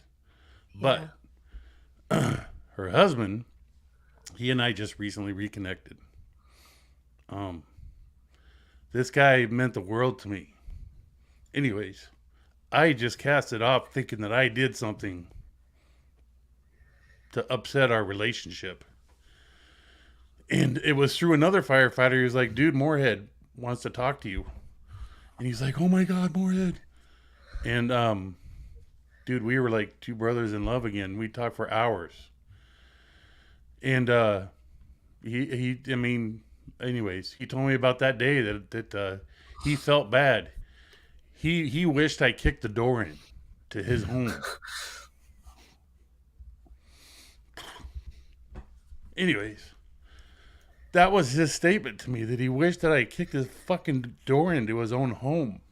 Anyways, this is just what a solid guy. Well, that was the brotherhood. That's who we were. It just years later. I mean, this is 25 years later. Holy shit, right? Well worth the wait to me. Absolutely. To finally hear that come out of this gentleman's mouth. Anyways, So, what is the hardest thing you all had to overcome? It's just the lack of the ability to be friends with people that you were friends with.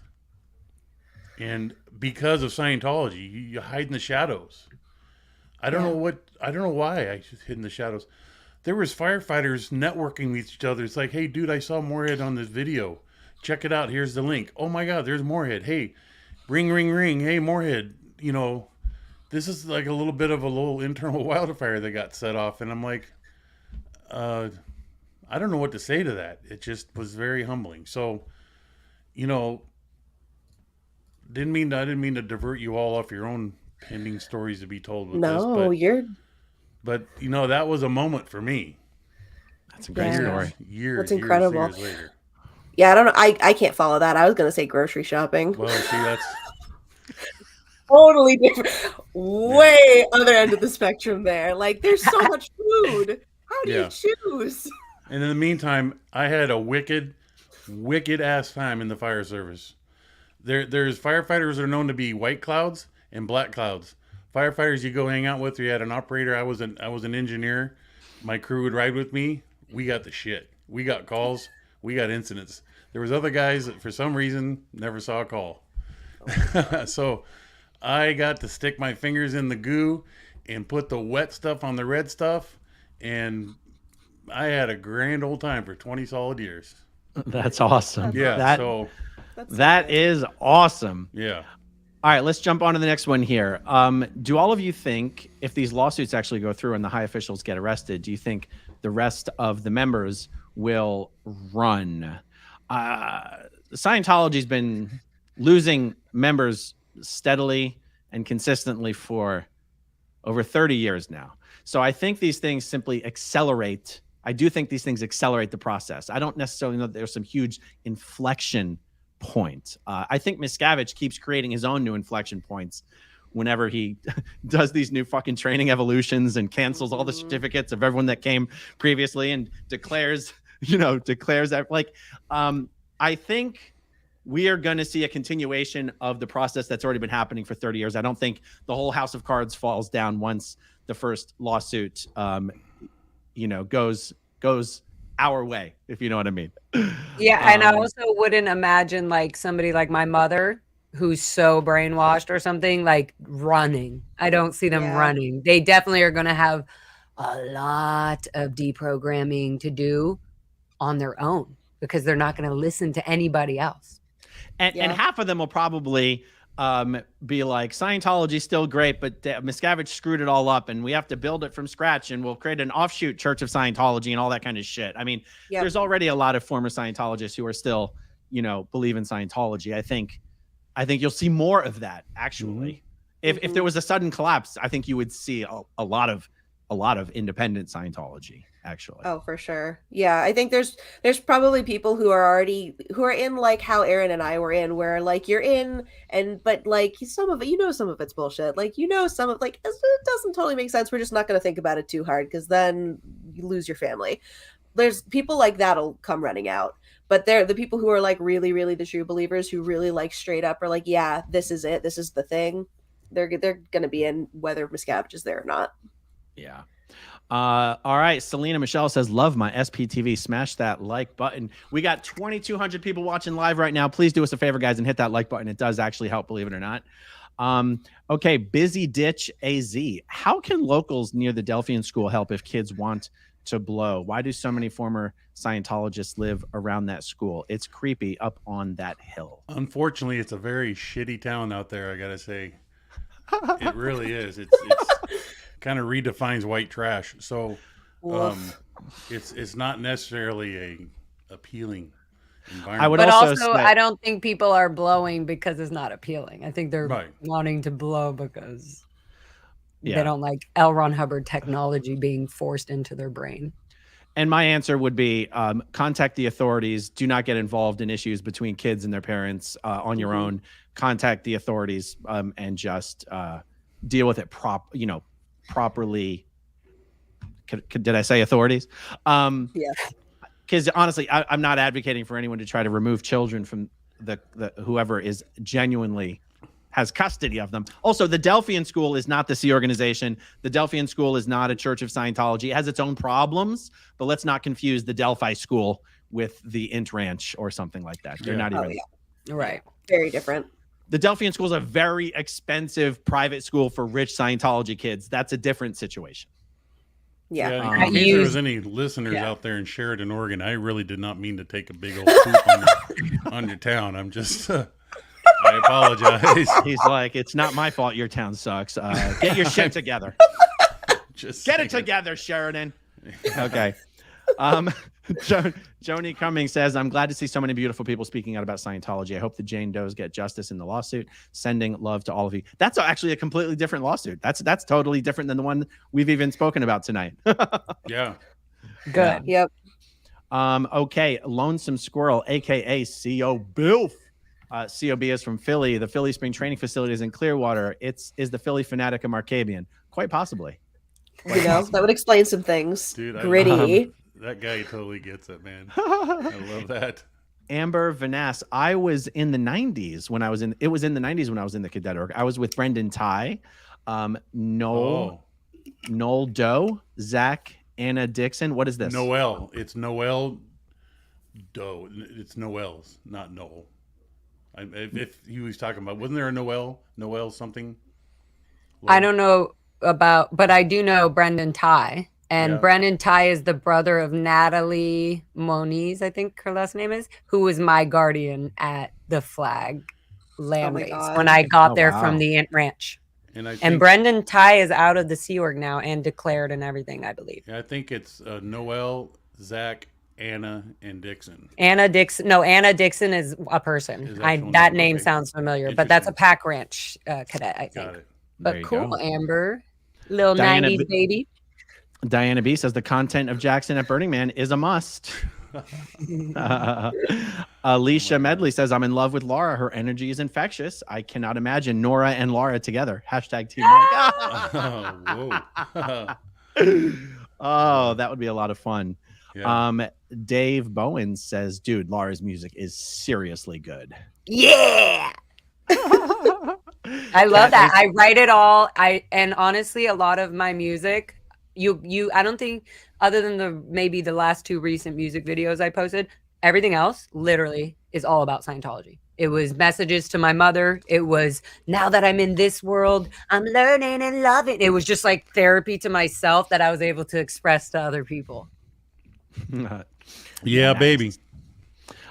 Z McCarthy, Aaron, please have an Aftermath Foundation fundraiser stream with you, Mark, Nora, and Laura. The humor and loving annoyance from interruptions would be amazingly entertaining. Yeah. Hey, we ain't professionals here, all right? That is great. Mark Headley, the Cracker Licker himself, getting it done tonight, guys. Great show. Thanks, bud. Lori Plays said, retired law enforcement officer. So I know what you're talking about, Jackson. Yeah, Indeed.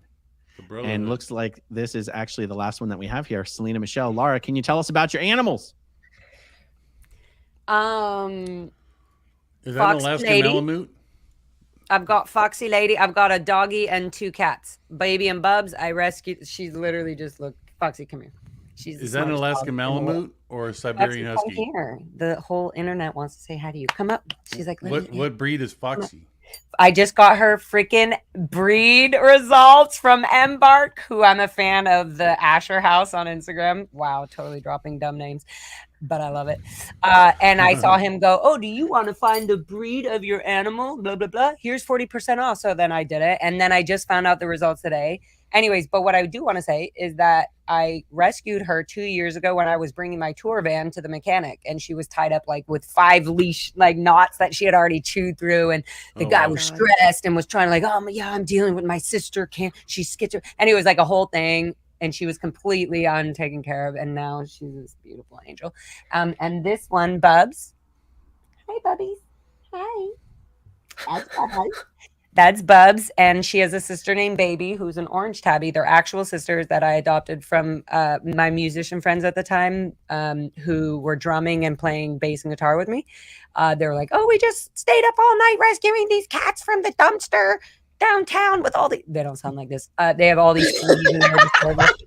So when I went to pick up Bubs, I was like, oh my God, I should have a cat. You know, I should take responsibility for something other than myself. And that was said in your head, right?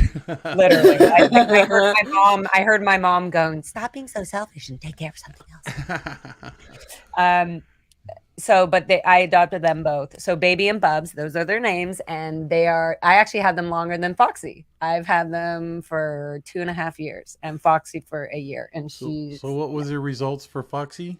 Foxy is, OMG, let me just read them. Sorry, Aaron, this is so inappropriate. This is not channel. For some reason, Laura, your sound has gotten so loud. Oh, sorry. Okay. I don't know. Maybe I have better TR4 than you. Ooh, Oh my God. Wow. She said it. Okay, skip results. Here we go. So her breed is 70% Siberian Husky. Okay. 19% Australian cattle dog, and 10% German Shepherd. Wow, it must be one hell of a party going on there. Yeah, I just hear energy. So much energy. Yeah. That's awesome, Laura. That's what a beautiful... I've trained her. She is literally, I got her certified. She is a service dog now for my anxiety and PTSD from Scientology's trauma. Good job. So Get her a little like SP patch for her vest. Yes, Aaron will send me that once he makes it in his SP store. Nice. SP therapy dog. Actually, you could literally officially Aaron, put that on there. SP therapy. There are dog. I'm sure the graded daughters would love that as well. Yeah. Oh yeah. Nice. Absolutely. All right. So reminder, everyone can subscribe to Laura on YouTube. Someone was asking where to find her music. You can find it at her YouTube channel, Laura on there. FM. And I'm going to go live tomorrow night at 7 p.m. LA time. clearly I'm from LA. It's not Standard Pacific, LA time. LA time, 7 p.m. And I will start from the beginning. The first episode is called The Beginning. So I'm going to just start from the beginning of my childhood and shit at the ranch and then go from there. Just so it's on the record, and hopefully other kids and cadets will come out from this. What's the second episode going to be called? Go fuck yourself. All right. The episode, I don't know. I'll base it off of the first one. That's what I'm going to do each time. I'm just going to base it off. I'm still laughing at Aaron's reaction to my. But yeah, I'm going to base it off of the next one. So just follow tomorrow night, 7 p.m. Awesome. And you can subscribe to Jackson at Gary Jackson Moorhead or at Gary Jackson Moorhead. And you can subscribe to B on YouTube at Mood Candy or at Mood Candy. That's it. This has been fun. Hell of a give Monday Laura. Give your horns. Who's got the rocker horns? We'll see you next time from the playa. Yeah. Thanks to everyone for watching. Talk to you guys soon. Okay, if you want to see my rock and roll songs, click right on this guitar. And if you want to see a different one of my videos,